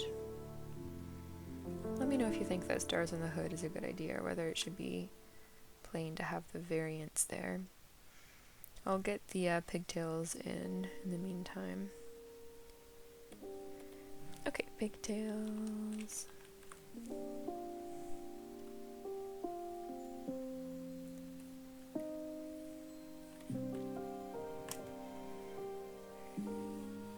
I would love to get to the point of coloring this tonight, because I'm just very excited to choose colors. Like I said, I haven't really thought about it that much, although definitely I want to go. I mean, you can see that the name of this document is Pink Demon Girl, so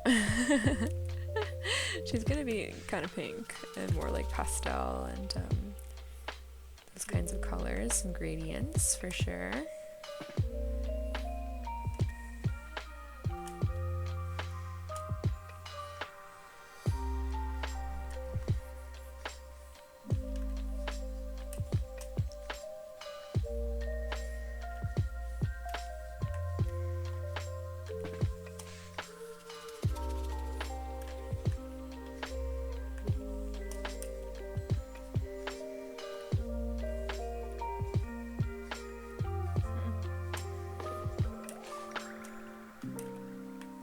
This works okay.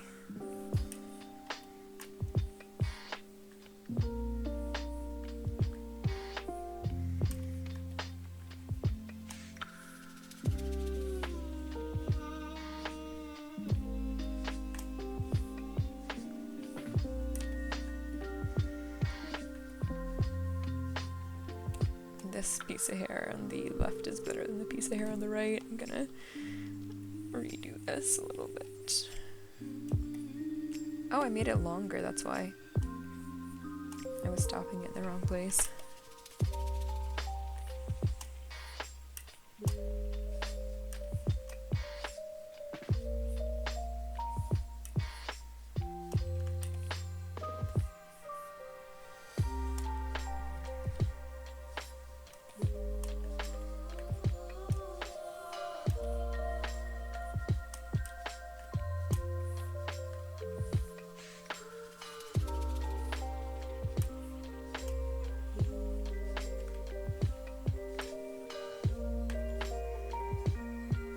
Yeah, that's good. That looks better. Long pigtails.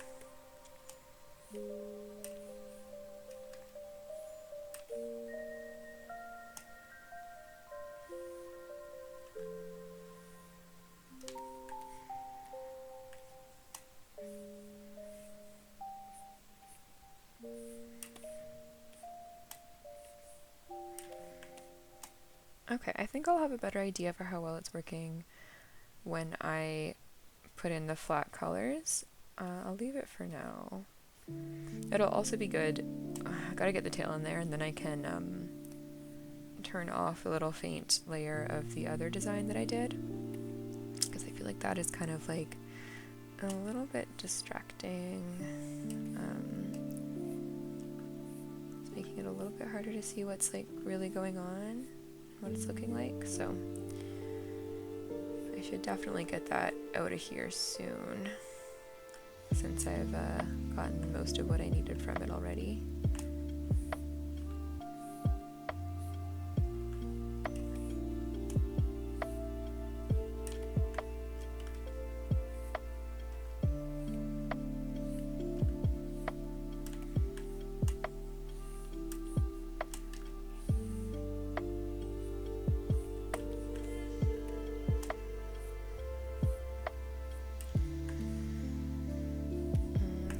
I'll add a couple little flippies in here, break up the shape a little bit. Flippy.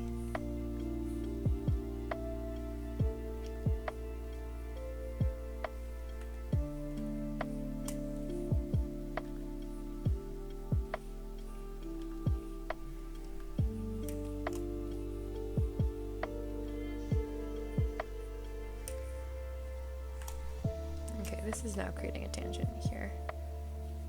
Move this up more.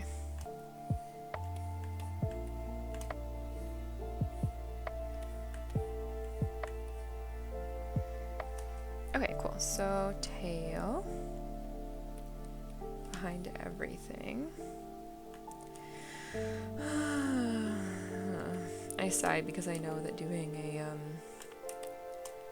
long swoopy line like this is just going to take me a lot of tries.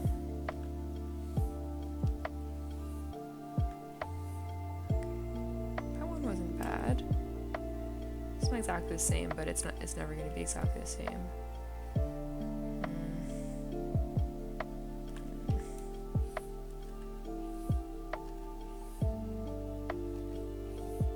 Oh my gosh.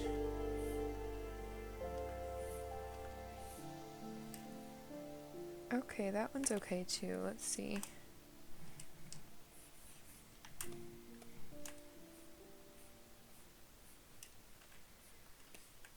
Okay, I'll work with it.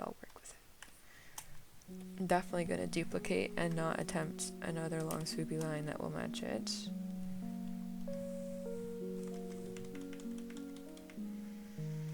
Okay, that's good. Oh my gosh, I should save.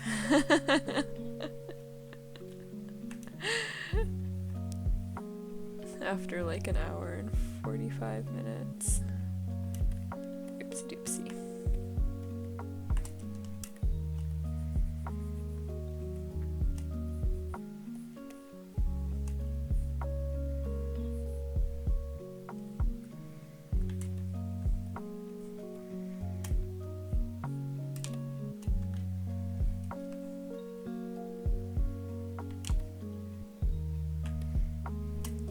Cool.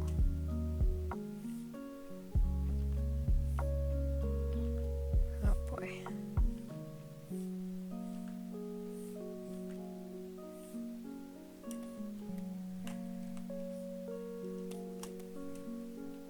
Alright, great. Oh, thank you so much for the follow, White Bread Bandit. Welcome, thank you so much.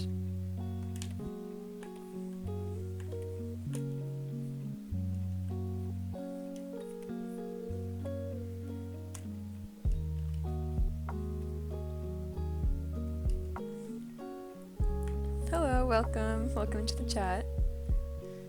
We're just working on a little adoptable pngtuber demon girl. Okay, so yeah, I think that's good for the tail. Let's get that other layer out of here. All this, there's so much. There we go. Okay, I'm gonna keep it there because I do have some references for like,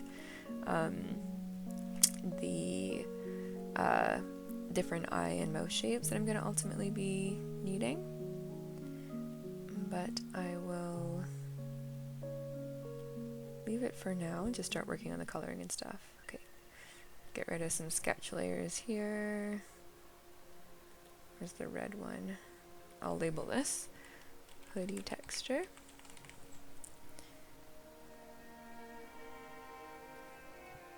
There it is. Okay, cool. So I'm going to start flatting in some color. I'm going to also do my classic move of turning off my color corrector that I have on my screen. Okay. This is behind arm texture. Okay, cool. So line art I think is head line art, yes. I'll start there. Okay, so yeah, I'm not totally sure. Let's go with kind of like a pink color. I do think I want her skin to be pink. So usually when I start with like the flatting in the colors, I will, I'll choose a color that just is very high contrast to both the background and the line art to avoid getting any like little gaps, to make sure everything is nice and solid. Sometimes if you're coloring with a color that is really like low contrast with the lines, then you can end up getting all kinds of little gaps. And then like especially for something like a pngtuber or a vtuber model where it's going to be basically like over a transparent background like all the time, it's going to be over different backgrounds literally 100% of the time, and those different backgrounds might show through little gaps, and then that's where you get some sort of like weird edges, some sort of like obvious and unpleasant looking edges. So yeah, so I'll use a pretty high contrast color to flat in first to make sure the color's going right up to the edges of the lines. Although here, actually I'm going to put the hair over so it's not as important. And then I'll put them all the different color sort of flats on different layers, and then I will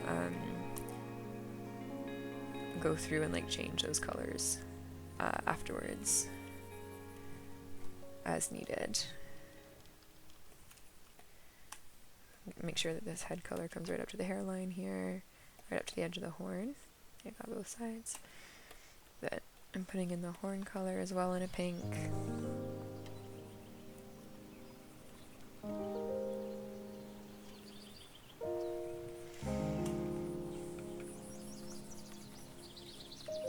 And yeah, usually I sort of tell myself that like I only need to be really careful about getting up to the edge of the line once. So that's why like I'm overshooting on areas where I'm going to be putting the hair. Like this is the kind of edge that I want to avoid. I want it to be nice and solid. Anywhere where the hair is going to be overlapping, then I will not be too precise, and I'll be precise with the hair instead and have it like overlap on one side or the other, which also just helps avoid any kind of like gaps.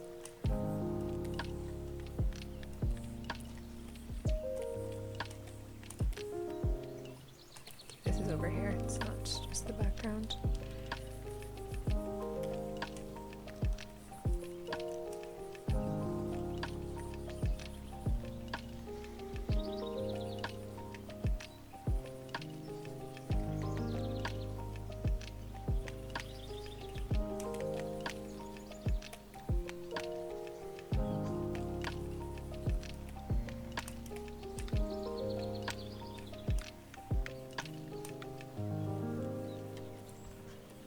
That's good. Other horn. I'll probably end up like actually blurring the base of the horn into the head a little bit. I probably won't leave that a sharp edge, but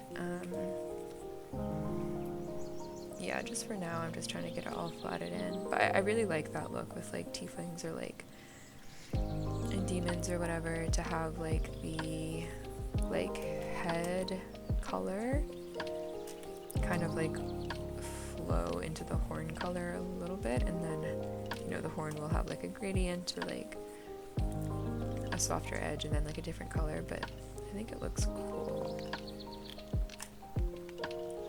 Alright, so that's the hair, or the horns. Okay, so for the hair, I am going to just go with like a white type color for now. I think I'm going to go with kind of like a white for her hair.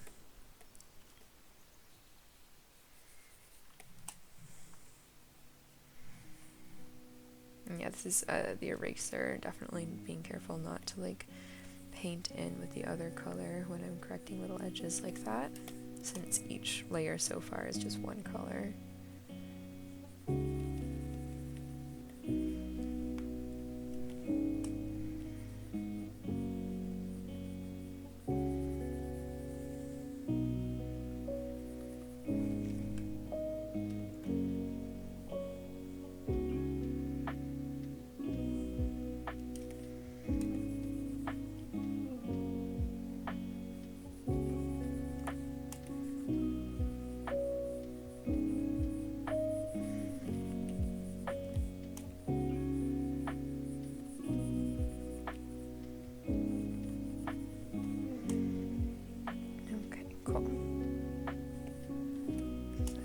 Are looking pretty good.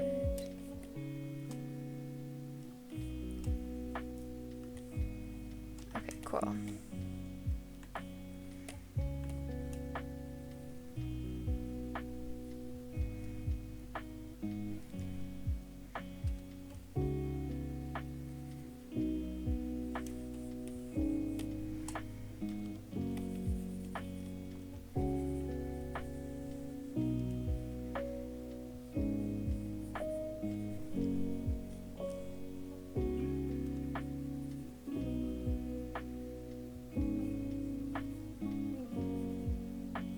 This edge here too, along the hairline, I'll probably also kind of blur it a little bit ultimately, make it a soft edge.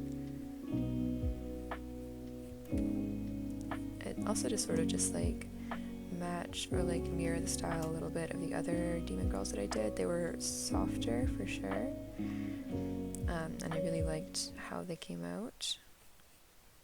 So I am going for a very sort of like soft interior lines kind of look. Definitely going to have some colored line for this one. I love a colored interior line.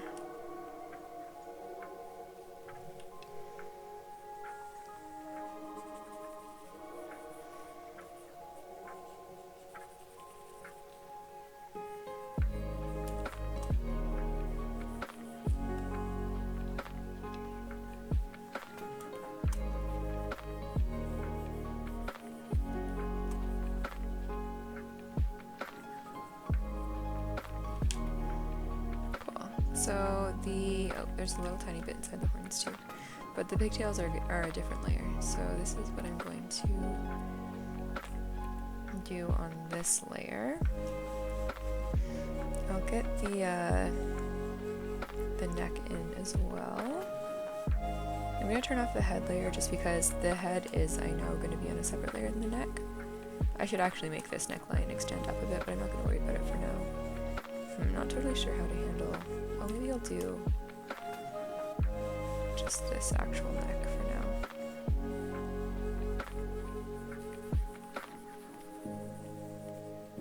Actually, this should be underneath the pigtails and everything, so I'll bring it down under here. That will be fine. And then I can color right up to the edges. Or, you know, up to where the hoodie is going to intersect. Cool. Alright. And the pigtails gotta go over the hoodie texture. I'll do them next. I want to get this sort of like overlap out of there, so I can see how it's actually all looking.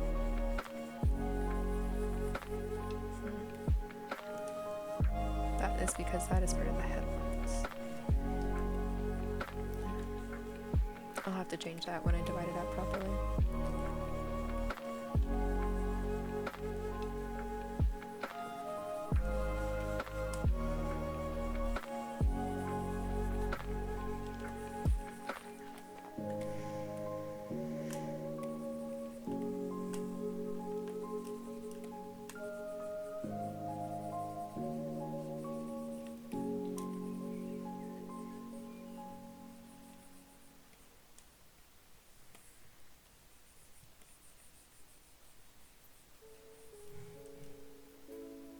These I'm not overlapping the edge because the pigtails are like totally on their own separate layer.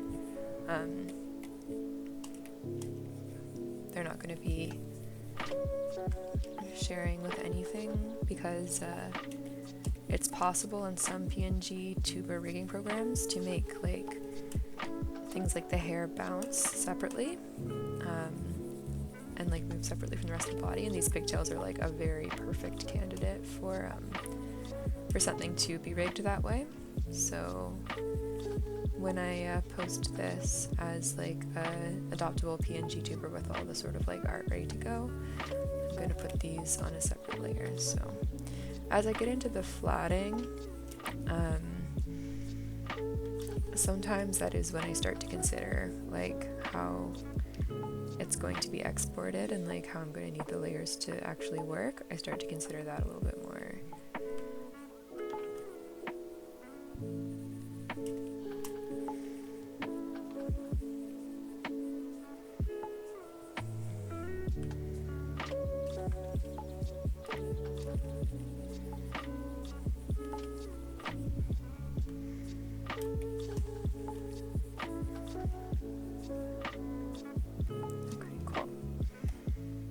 Yay, that's good.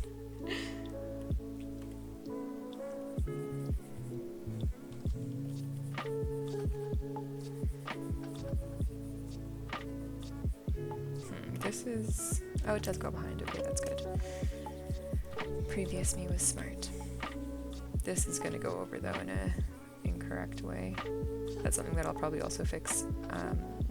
This pigtail on the left side of the art should actually be behind everything on the same, like the same as the arm that's behind back here, which right now it's on the same layer as the other pigtail. So I ultimately am going to have to change that, but for now it's okay. And yeah, as I like change it and divide up the layers, I will often have to like expand the edges of the art. Like I'm gonna have to like fill in that down there, but it might be easier if I did it right now, but I'm just not going to do it right now because I'm on a flatting roll and I'm enjoying flatting right now.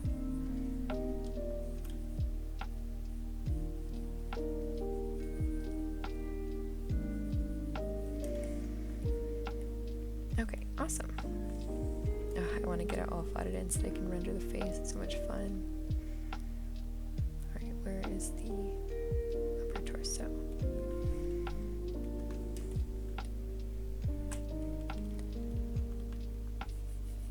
Oh, that's the lower torso. That's the upper torso.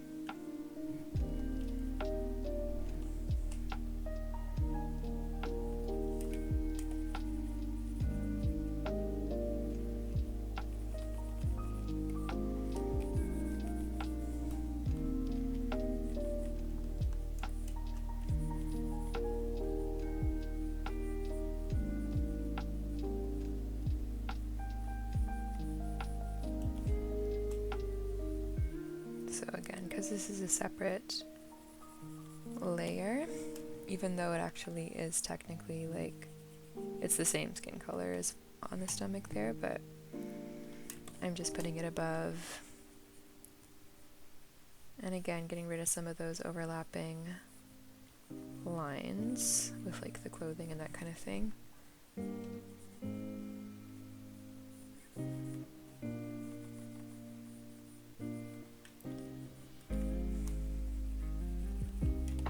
Cool.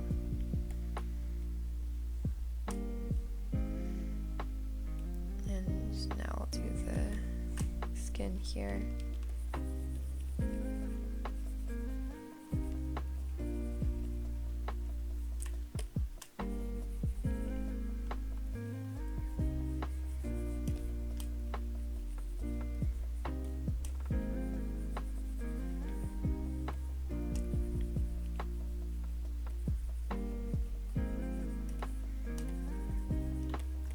Actually, you know what? I should definitely turn off the hand here and actually do it properly. Get it up to the edge. There we go. And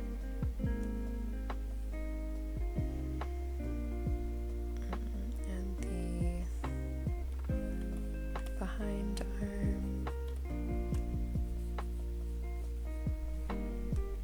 Probably I don't need it extended down quite that much, but for now, there we go.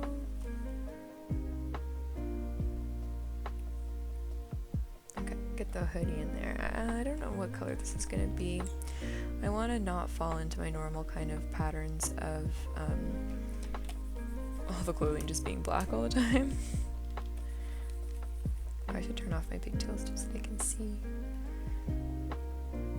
But yeah, I want to do kind of like a pastel color palette, so I think I'll just do this for now.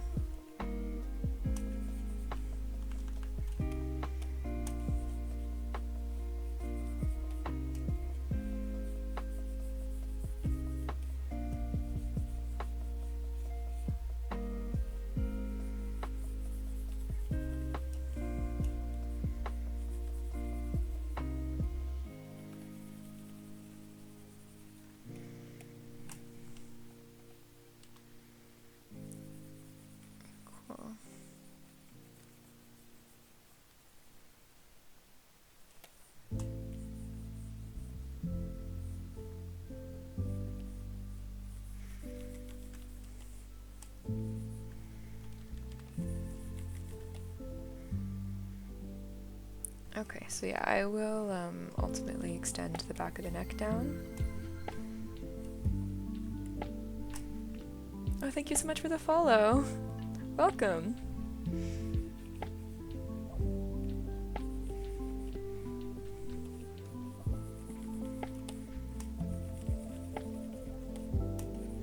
Alright. There we go. Just extending this out underneath the pigtail here.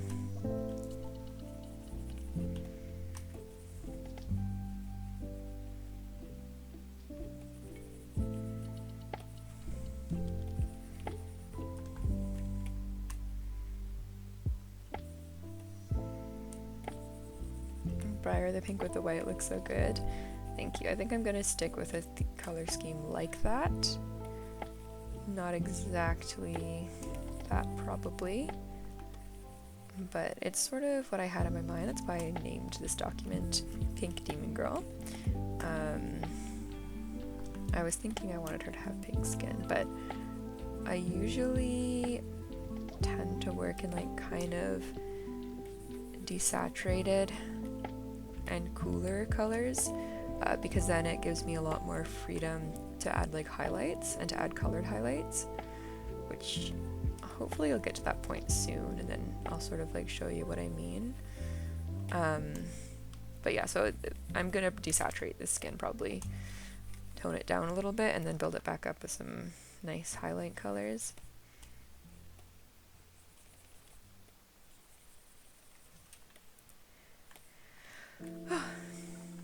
It's happening, it's happening.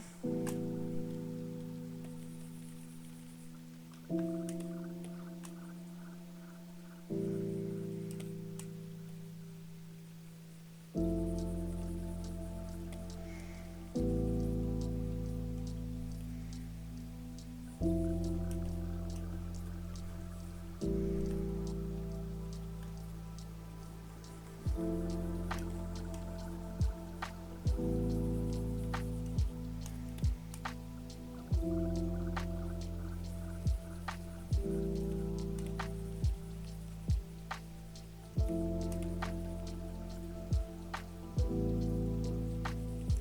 not going to do the pattern quite yet. I'm just going to prioritize finishing like flattening in all the major colors, and then I want to render the face and the skin and the hair and like choose those colors a little bit and choose my big general colors. Like I'll change the colors of these flats a bit. I want to focus on that more, so I'm not going to get too bogged down in like details like the pattern on the hoodie and that kind of thing. Gotta remember which stripe here is the correct stripe that I should be following.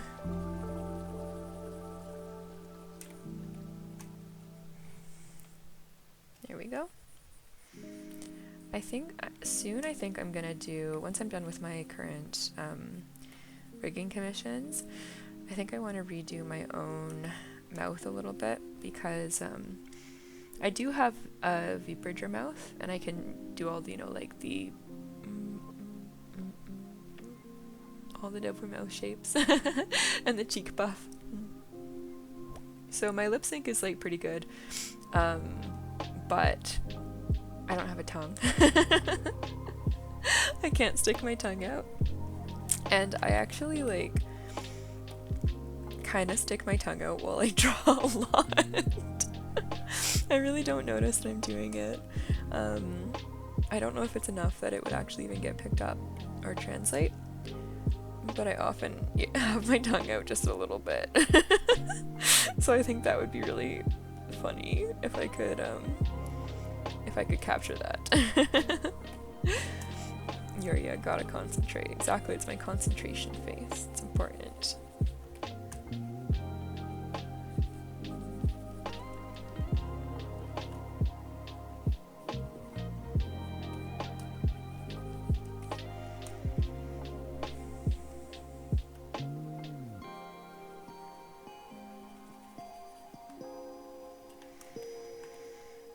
Cool.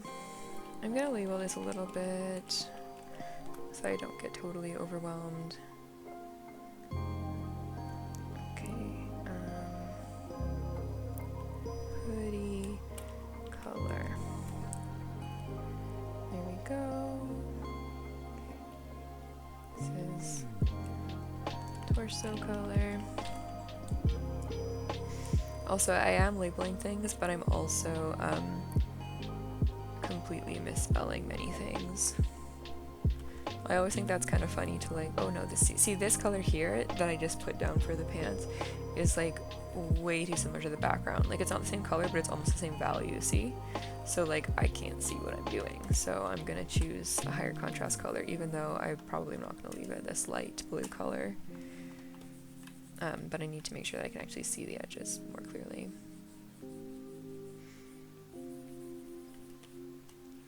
But yeah, I always think it's kind of funny if I'm like, when I make a typo, I always like type kind of fast and like sloppily when I'm naming layers, and then when I make typos, I just leave them in, and then there will be like a part of it, like here, let me move over so that you can see,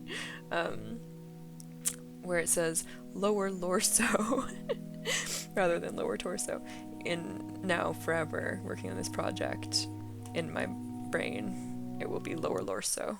Now when I need to find it, I'll be like, where's lower lorso in my mind, and I like it.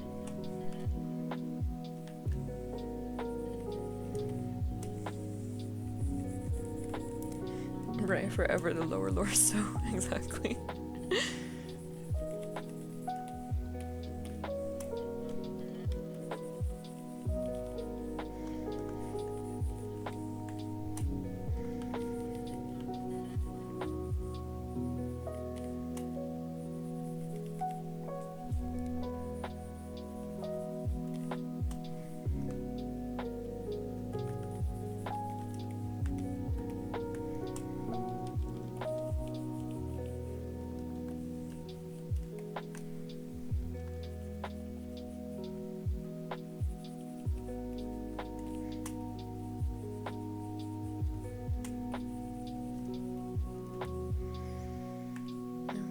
think just the tail. Oh, I'll do the little strappy straps too.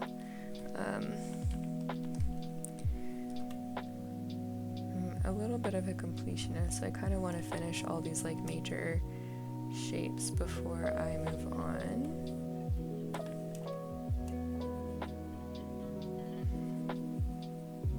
Not the details, but just the major like color blocks, so that I can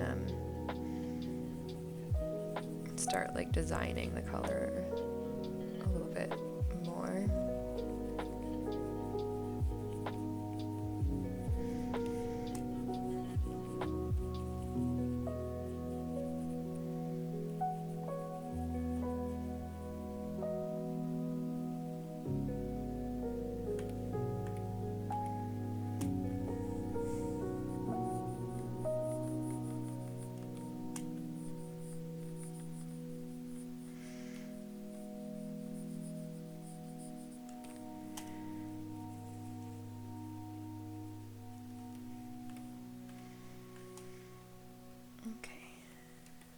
Cool. And then tail. Is the tail something that I labeled? It is not. Tail lines.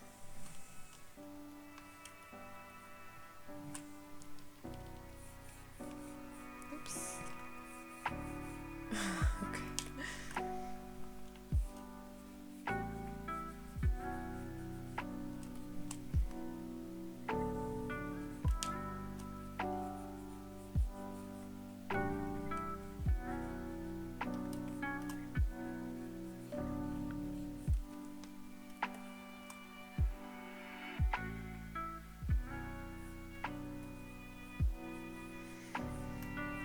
I always find this kind of annoying, just like filling in a long shape like this.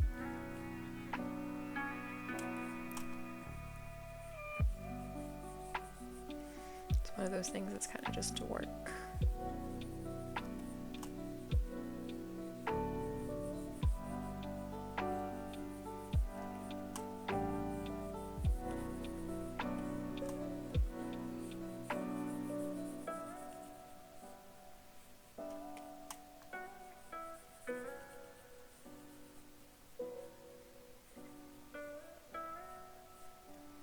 Okay, cool. Almost done. Just make sure I have a little edges.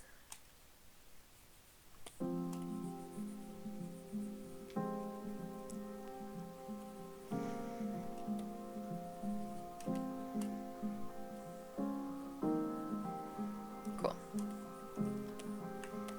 Okay. Get the pigtails back on.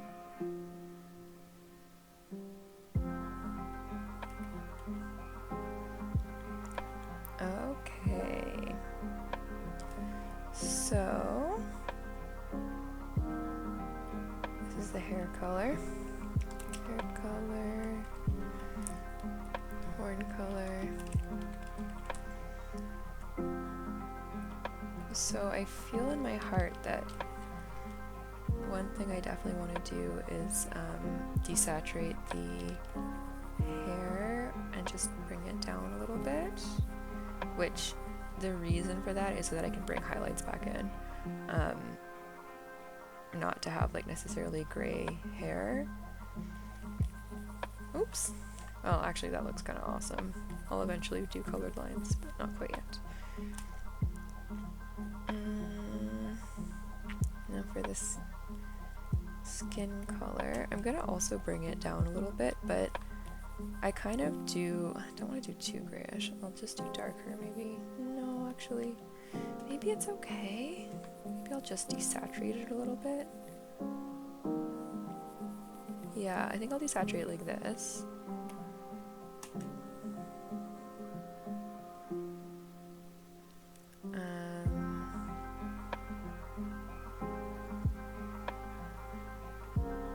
Where is the...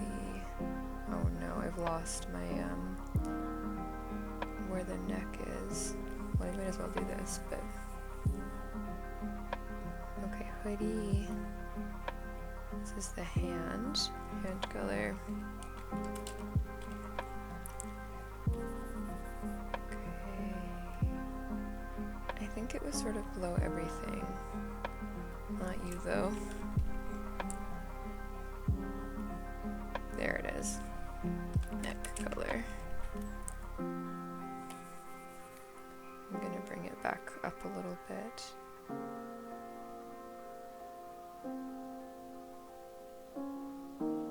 Yeah, it should be on this around the same as the hands.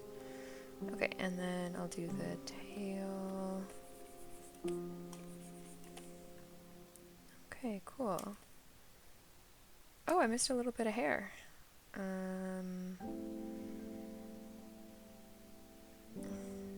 my gosh.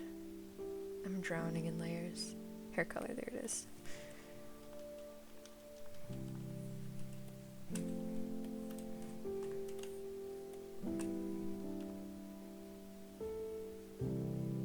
Okay, I'm gonna grab, I'm gonna look at my reference of my other one that I did. I don't need it to be exactly the same, but I do want it to kind of match, at least. Let's see. I want it to like not look like jarring. I want it to be a similar style, so I'm gonna look at the other one that I did.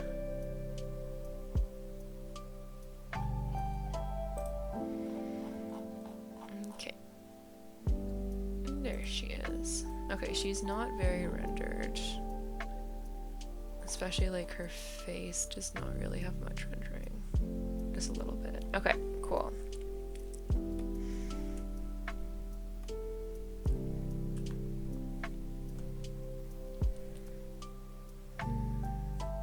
Oh, it looks like I also actually have a few more little lines.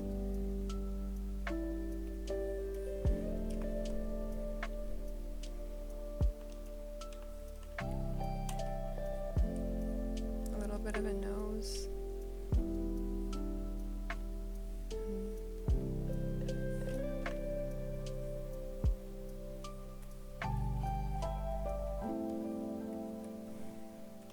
And I'll put a little bit of a blush.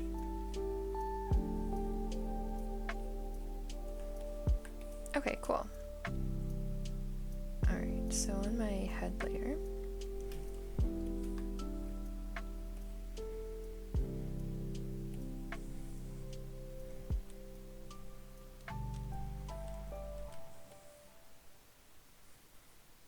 so I'm gonna, usually when I'm shading, I want to also like color shift a little. That looks so gray though. A little bit more saturated than that. Yeah, that's good.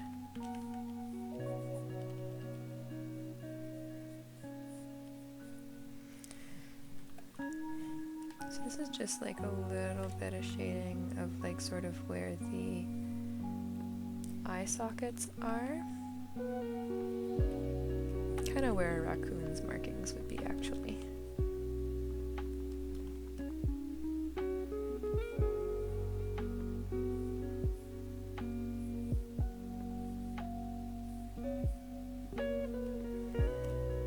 Okay, and then I am going to obviously put some blush, so important, on the ear.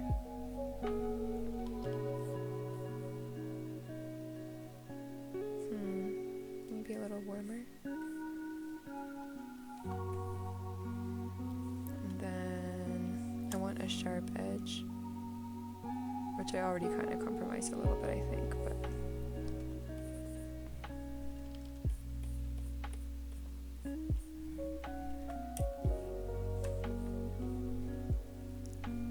okay, cool.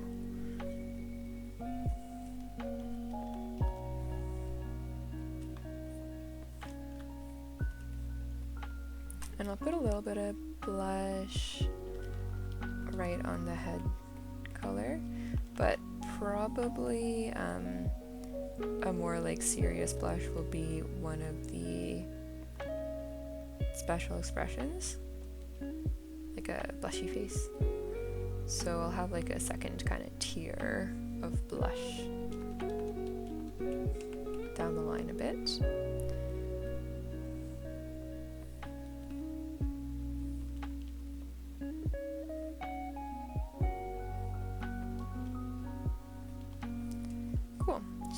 I'm gonna eventually, like, I'm gonna color the line of that little, of like her nose, so that that is more like this little shadow under her nose.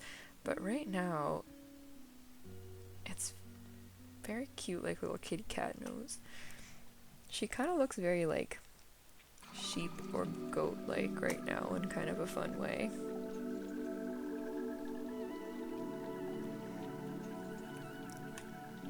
Okay, also for the iris of the eye, it's so important to not do an actual white. Yeah, she looks a bit sheep goat, but in a really nice way. I'm glad you think so. I think it is nice to look a bit sheep goat.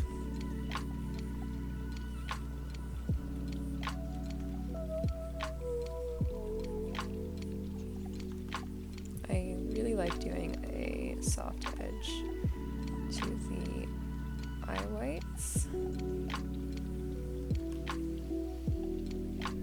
I think it looks nice.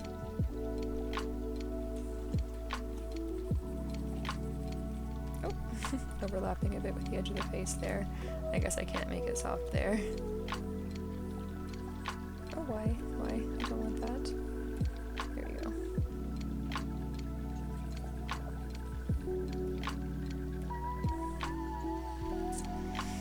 Briar, you really need to look up tyranny in the new Critical Role campaign. Okay, I'm gonna look it up right now. Once again, assigned to look up a character from the new Critical Role campaign. Tyranny critical. Let's see. Oh no! Oh no! Oh my god. I actually, you know what? I saw a cosplay of this character today, but I didn't know that this was a character from Critical Role. Oh my god, I love her. Yeah, okay, this is like quite similar to what I'm doing in terms of the colors. Oopsie doopsie. Oh well, sometimes it just be like that, you know? Great minds.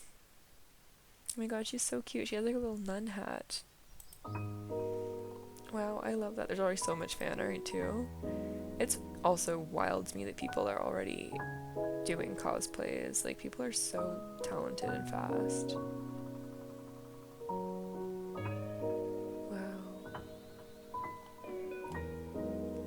Cute.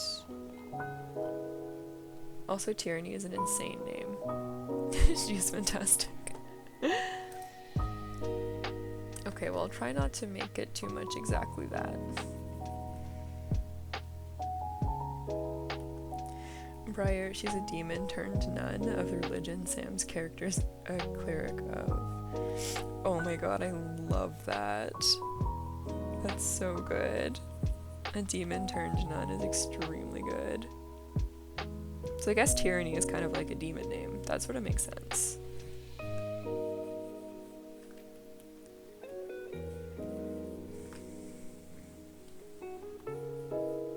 Even though the iris of the eye is going to cover up this part, I still need it to be finished because the iris is going to have, I'm going to have multiple eye directions, so there will be some points where you do see the edge of the white of the eye here. And I really need to watch Critical Role. It's been on my list. I'm going to get to it for sure.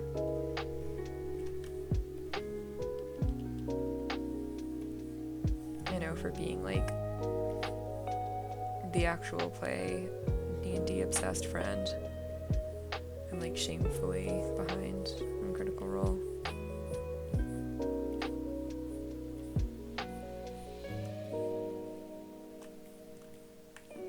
Okay, I'm gonna shade the eyelids a little bit more, and I'm gonna do the same thing that I do with VTuber models where I'm gonna do kind of like a closed, like the eyelid has to also look good in like the closed position as like a closed eyelid. So I'm gonna shade, I'll even maybe turn this down a little bit. I'll label this. Briar, this new season is your favorite so far. Oh my god, wow. Quite the promise.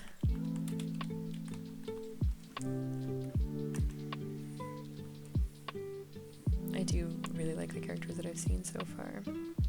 Oh my gosh, get out of there, I white. Okay, here we go.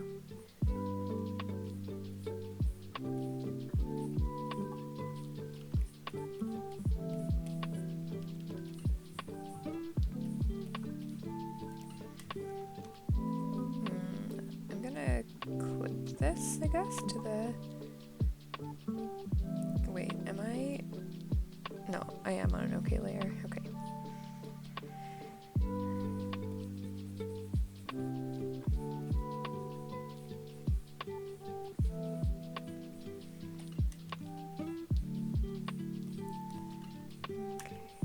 Some shading.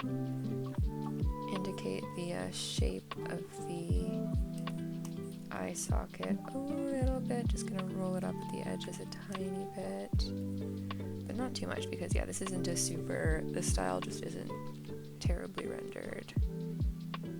And by terribly, I mean it isn't very rendered. Hopefully it's not terribly rendered.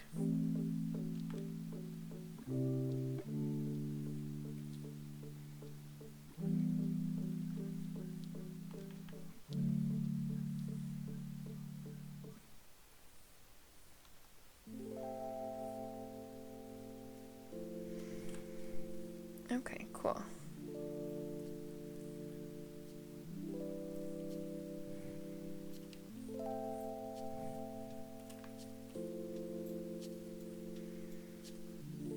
Ignore this insane look. It'll all make sense in the end.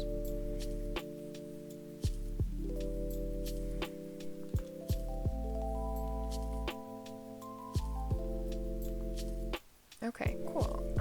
Yeah, I gotta keep it kind of simple, so put this back in here, and then I just want to do kind of like a little this kind of thing. And then I feel like I also have been kind of liking recently to like do a little light in the inside corner. Actually, maybe I need the eye whites back for that. Yeah, let's do that. I think it's nice.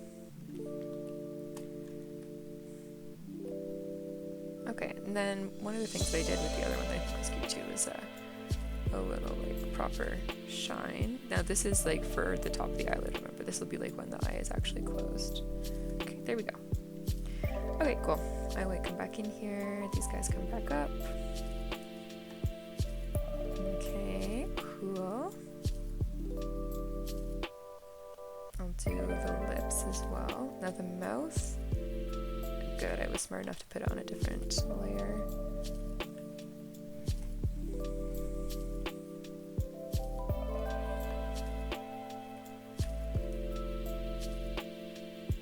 Okay, well when I choose an eye color, I'm going to have to definitely not choose the same eye color as Tyranny.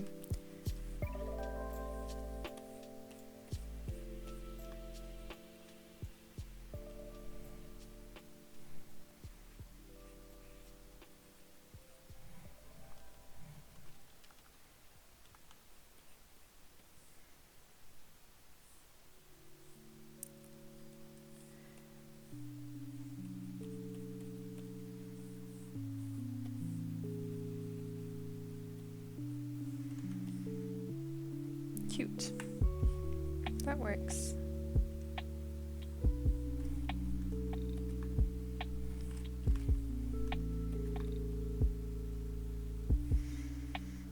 Okay, and then I'll do a little light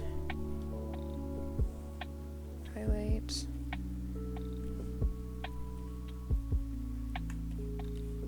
Okay, cool. And I've been doing like a little nose light as well.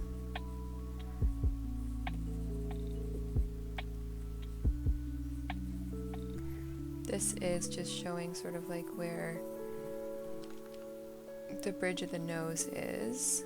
where it kind of like meets the plane change into the forehead up at the top of the nose there. And I'll have it a little softer at the bottom here. I'm gonna put this onto maybe like screen.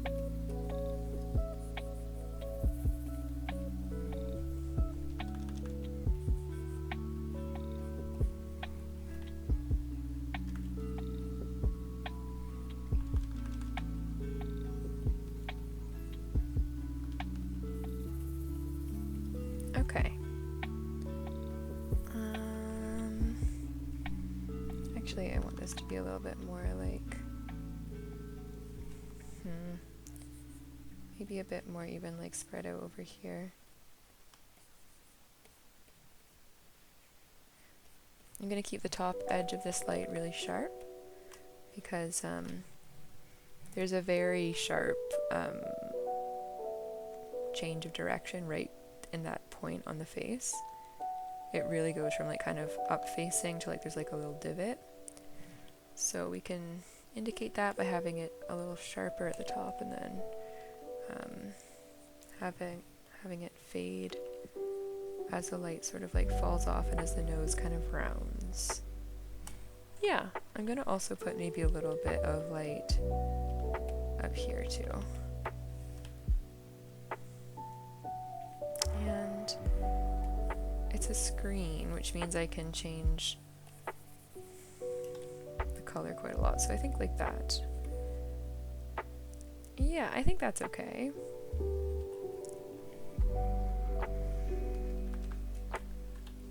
Maybe I'll lower this even a little. Cool. I might give her like more makeup and stuff as I kind of assess her eyes and go forwards. But for now, I think it's okay. Okay, I go to the neck color, which I passed. There it is. I'm gonna make the neck color generally like darker. And then I want to have like a proper shadow here as well, like a hard one.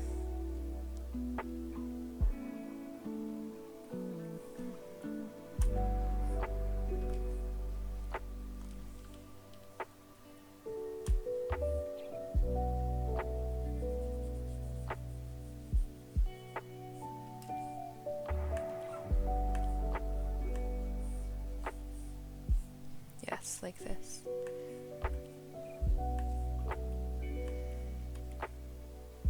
Okay, cool.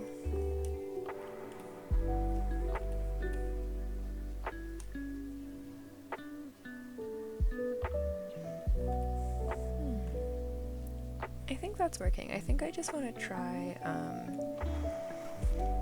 a more like a much warmer blush color. This is going to be too light, but oops, that's my wrong guy.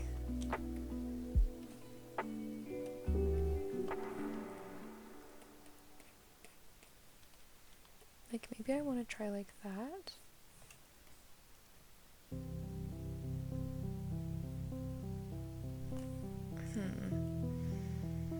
I like the variation in the color. And then for the mouth, for the lips, I can kind of maybe also just like warm it up. What do we think?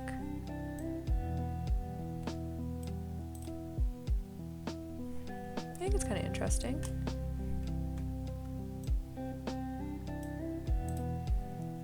It's easy to change anyways.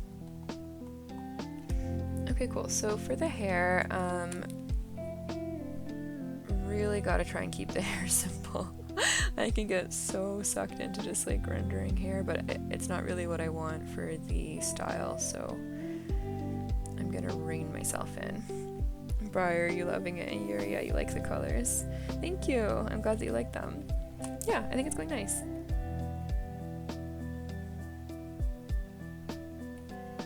Okay.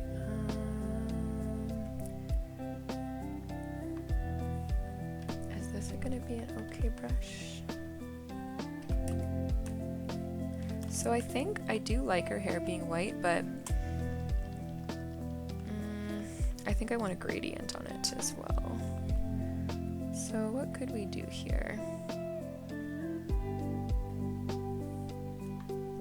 The nice thing too about having lowered the value of the hair just a little bit is that now we can get some kind of like, oh, that's not the pigtail, that's why it's not showing up. Now we can get some like very similar, like similarly light colors, but that are like a different color, and that sort of match the value.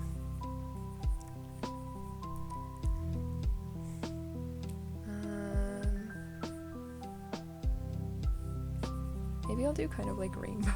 I don't know, is that crazy?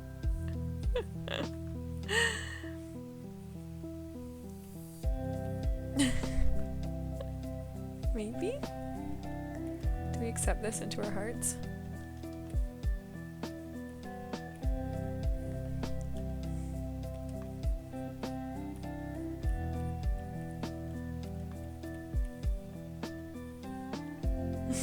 What if I do like a full rainbow like that? How's that feel? Oh,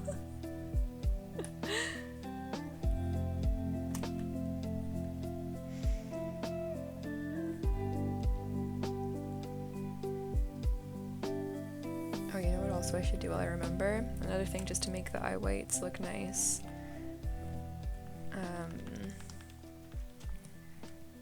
Get like a highly saturated little like color change there, you know? Just like a little spot of like a higher saturated color in between the two.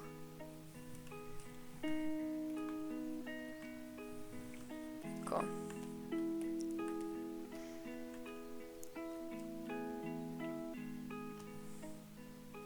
Okay, cool. So I'll render the hair a little bit, not too much. Oh my gosh, where's the hair? There it is. I'm gonna do that with a clipping mask. Since now we have a gradient on the pigtails. So that is just gonna help us. So we can put it on like a multiply layer and then it won't, like we can put it right over the gradient and it will still work fine. Basically, I just have like one layer of like fairly simple shading, and then a highlight layer, and that's it. And I really want to keep it just only with that for this style.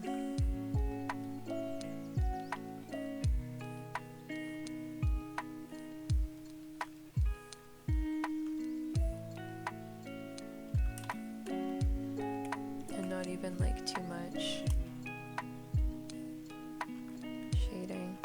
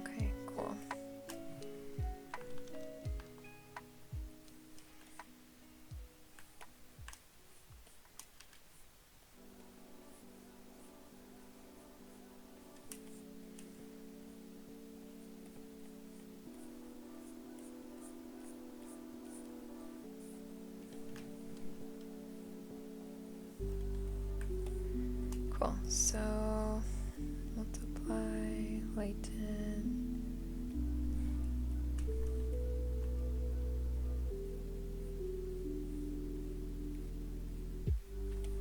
And then I'm going to do the same thing to the pigtails.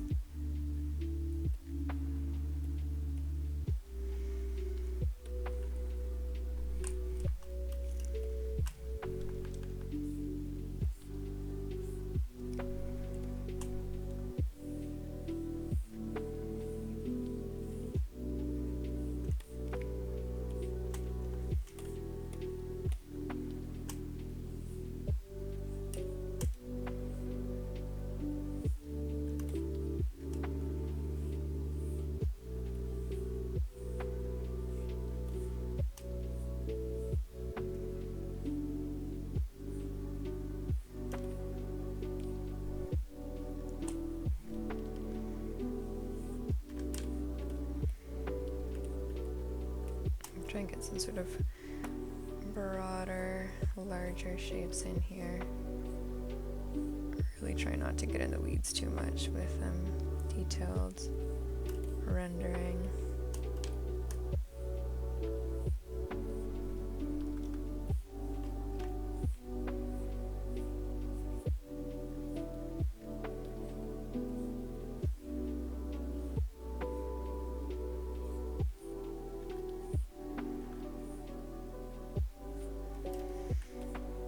Okay, cool.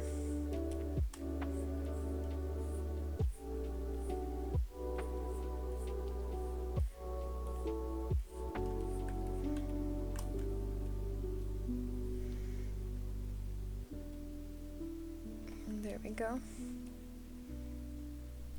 That looks okay.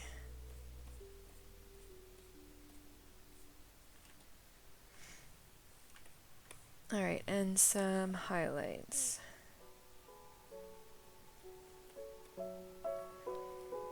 So I'm going to do my sort of classic move of, and I'm going to use a different brush as well. Maybe just this guy? Let's see. I did do the other art in Procreate instead, which has like access to different brushes. But I think this can work. Basically, like, I want it to be, once again, like, kind of harder across the top edge. And then I'm probably going to go in with an eraser and like soften the bottom edge. So maybe I'll like overshoot a little bit. And then soft eraser, perfect. Kind of like this.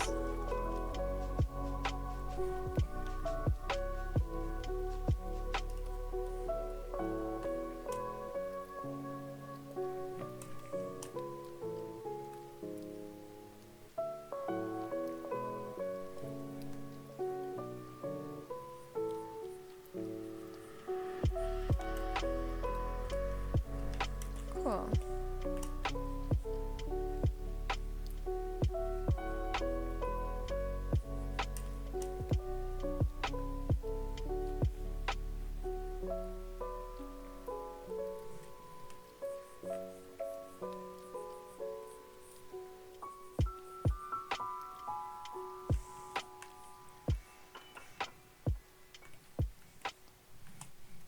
Okay, cool. I think that looks okay. I wonder how it would look if these were like green.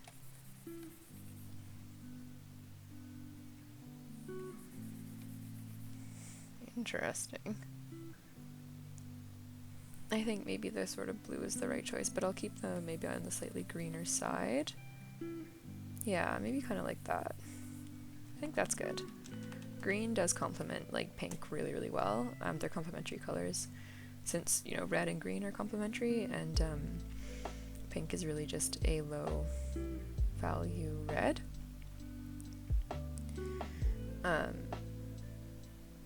So with the purple and the pink, the green would be very nice to get in there. So okay, pigtails. Again, I'm gonna try and go for some bigger shapes, so I'm not getting like too detailed or precise.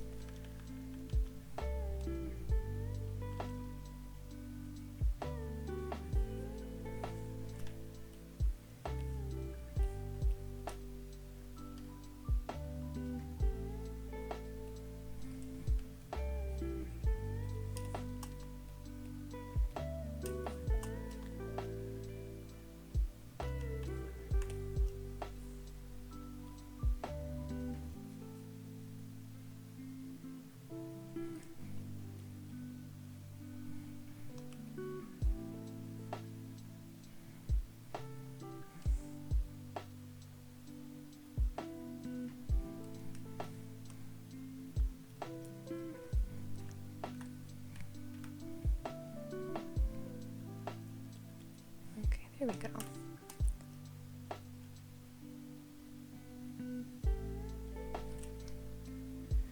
Erase the bottoms a little bit. Okay. Oh, gotta change my screen color again. Oh my gosh. There we go. Disable for an hour. Okay. It's my blue light protection. It's very important. But I have to turn it off to color. Okay, cool. I think that is working.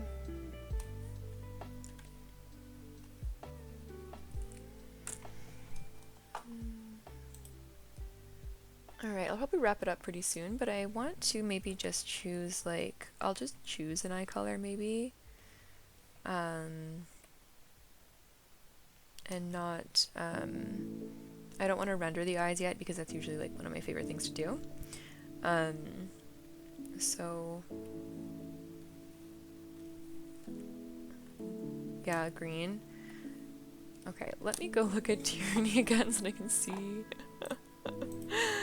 what color I don't want to choose. Okay, they're yellow.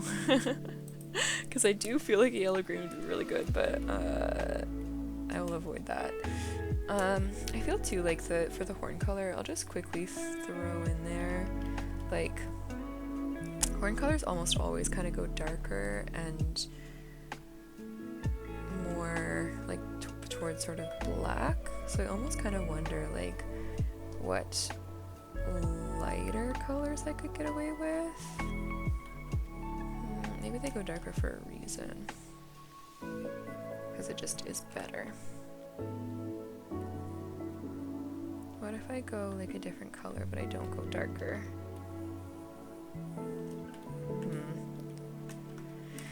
I don't know, maybe it's just...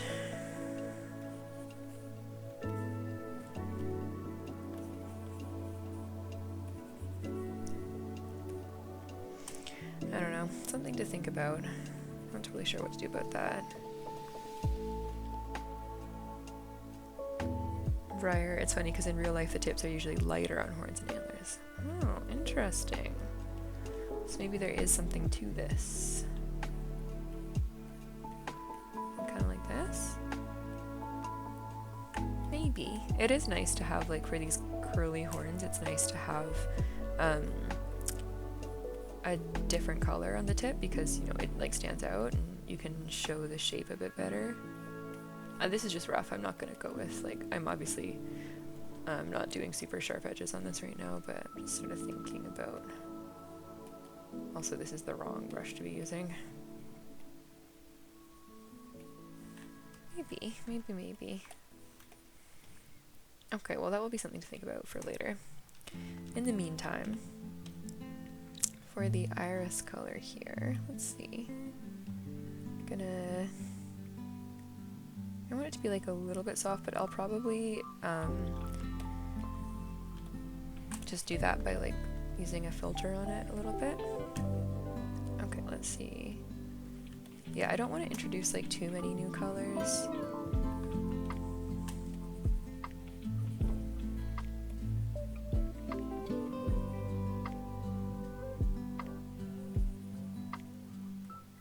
Maybe... I do feel like some kind of green is a good direction to go in with it.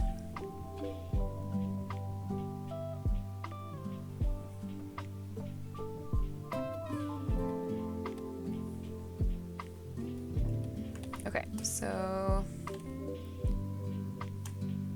the nice thing too about making the eye whites darker is that then you can make the eyes pop like crazy, because you can actually get like the iris color kind of like lighter than the whites a little bit, or like the same value but just more saturated.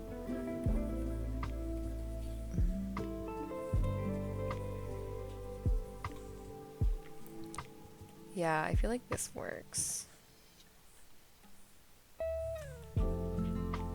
How does that feel? I think it's looking cool. I think that looks cool, especially if I kind of keep that as some of the only green. And I can go with the rest being kind of like very much more like pastel. Let's see, my hoodie. Briar and Yuria both like it. It's approved.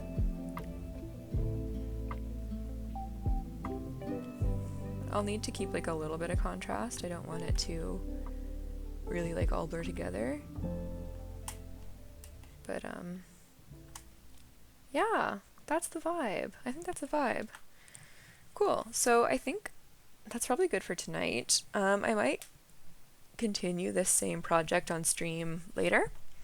And do all of the little accessories. Doing little clips is gonna be so fun. I want to have little like little plastic clips in her hair and like on her pigtails and stuff. Briar 10 out of 10. Another thing I wish I had the money to buy. Oh my god. Well, I hope that somebody does buy it someday. But it's not done yet, and it won't be up on VGen for a little bit, because yeah, I think maybe I'll work on the same project next week unless something else comes up, but I think that would make sense. So yeah, maybe we'll do some of the fun kind of like little accessories, little like clippies, decorations, that kind of thing. We can maybe do then. So yeah, thank you so much for coming, everybody. I'm gonna see if I'm gonna maybe try and raid again. Allegedly it didn't really work last time when I tried to raid. And I continue to not really know that many people who are on, or just in general. So let's see if there's anybody.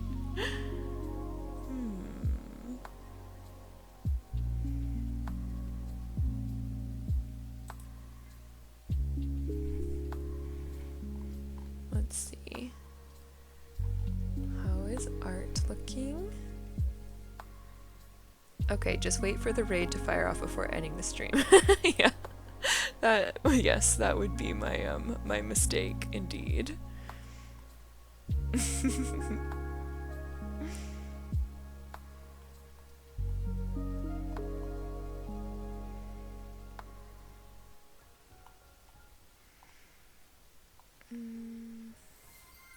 Let's see.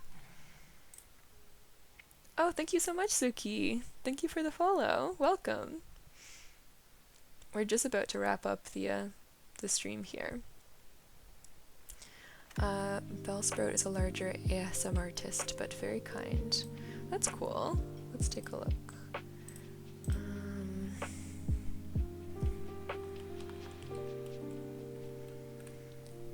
I'm glad that I've been able to get my my mic up and running so that I can have streams with mic again.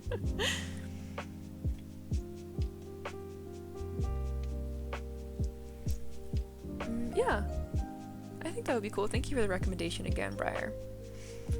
I'm gonna try and succeed.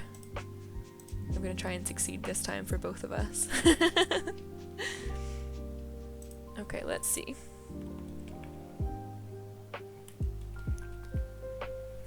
Okay.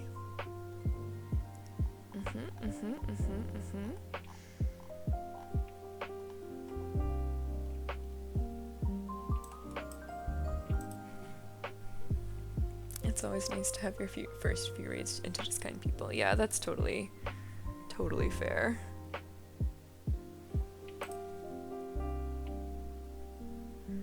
Yeah, just someone who will be gentle. Since I am not very good at streaming yet.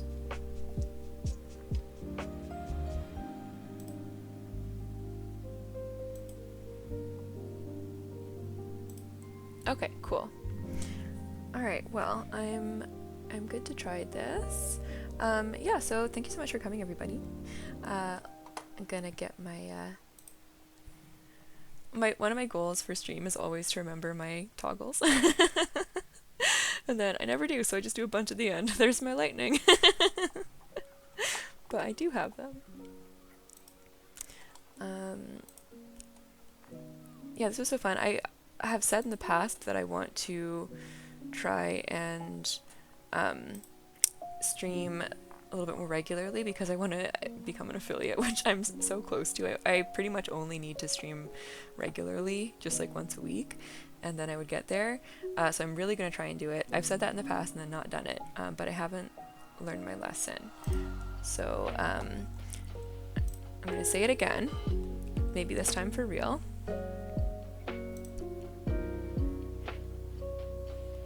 Okay, cool. I still don't okay, let's just try our I need like a raid phrase, right? We can use the one from last time since it didn't effectively work.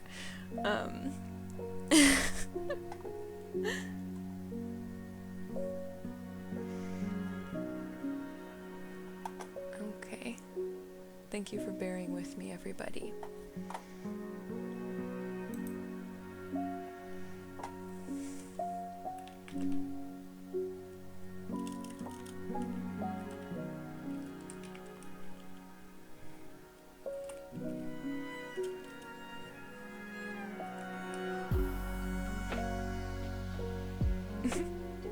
Okay, there will be a countdown so it doesn't go as soon as you do it. Okay, cool. Yeah, I think I did begin to learn that last time. So I gotta fire off, I gotta click raid, and then there'll be a countdown, and then it will go off. Okay, cool.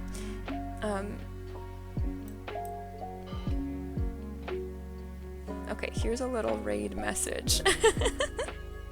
Just a really simple one, since I'm still learning.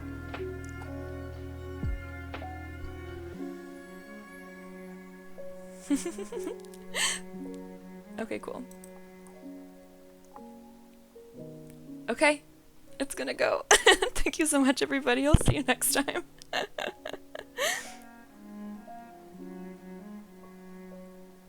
Okay.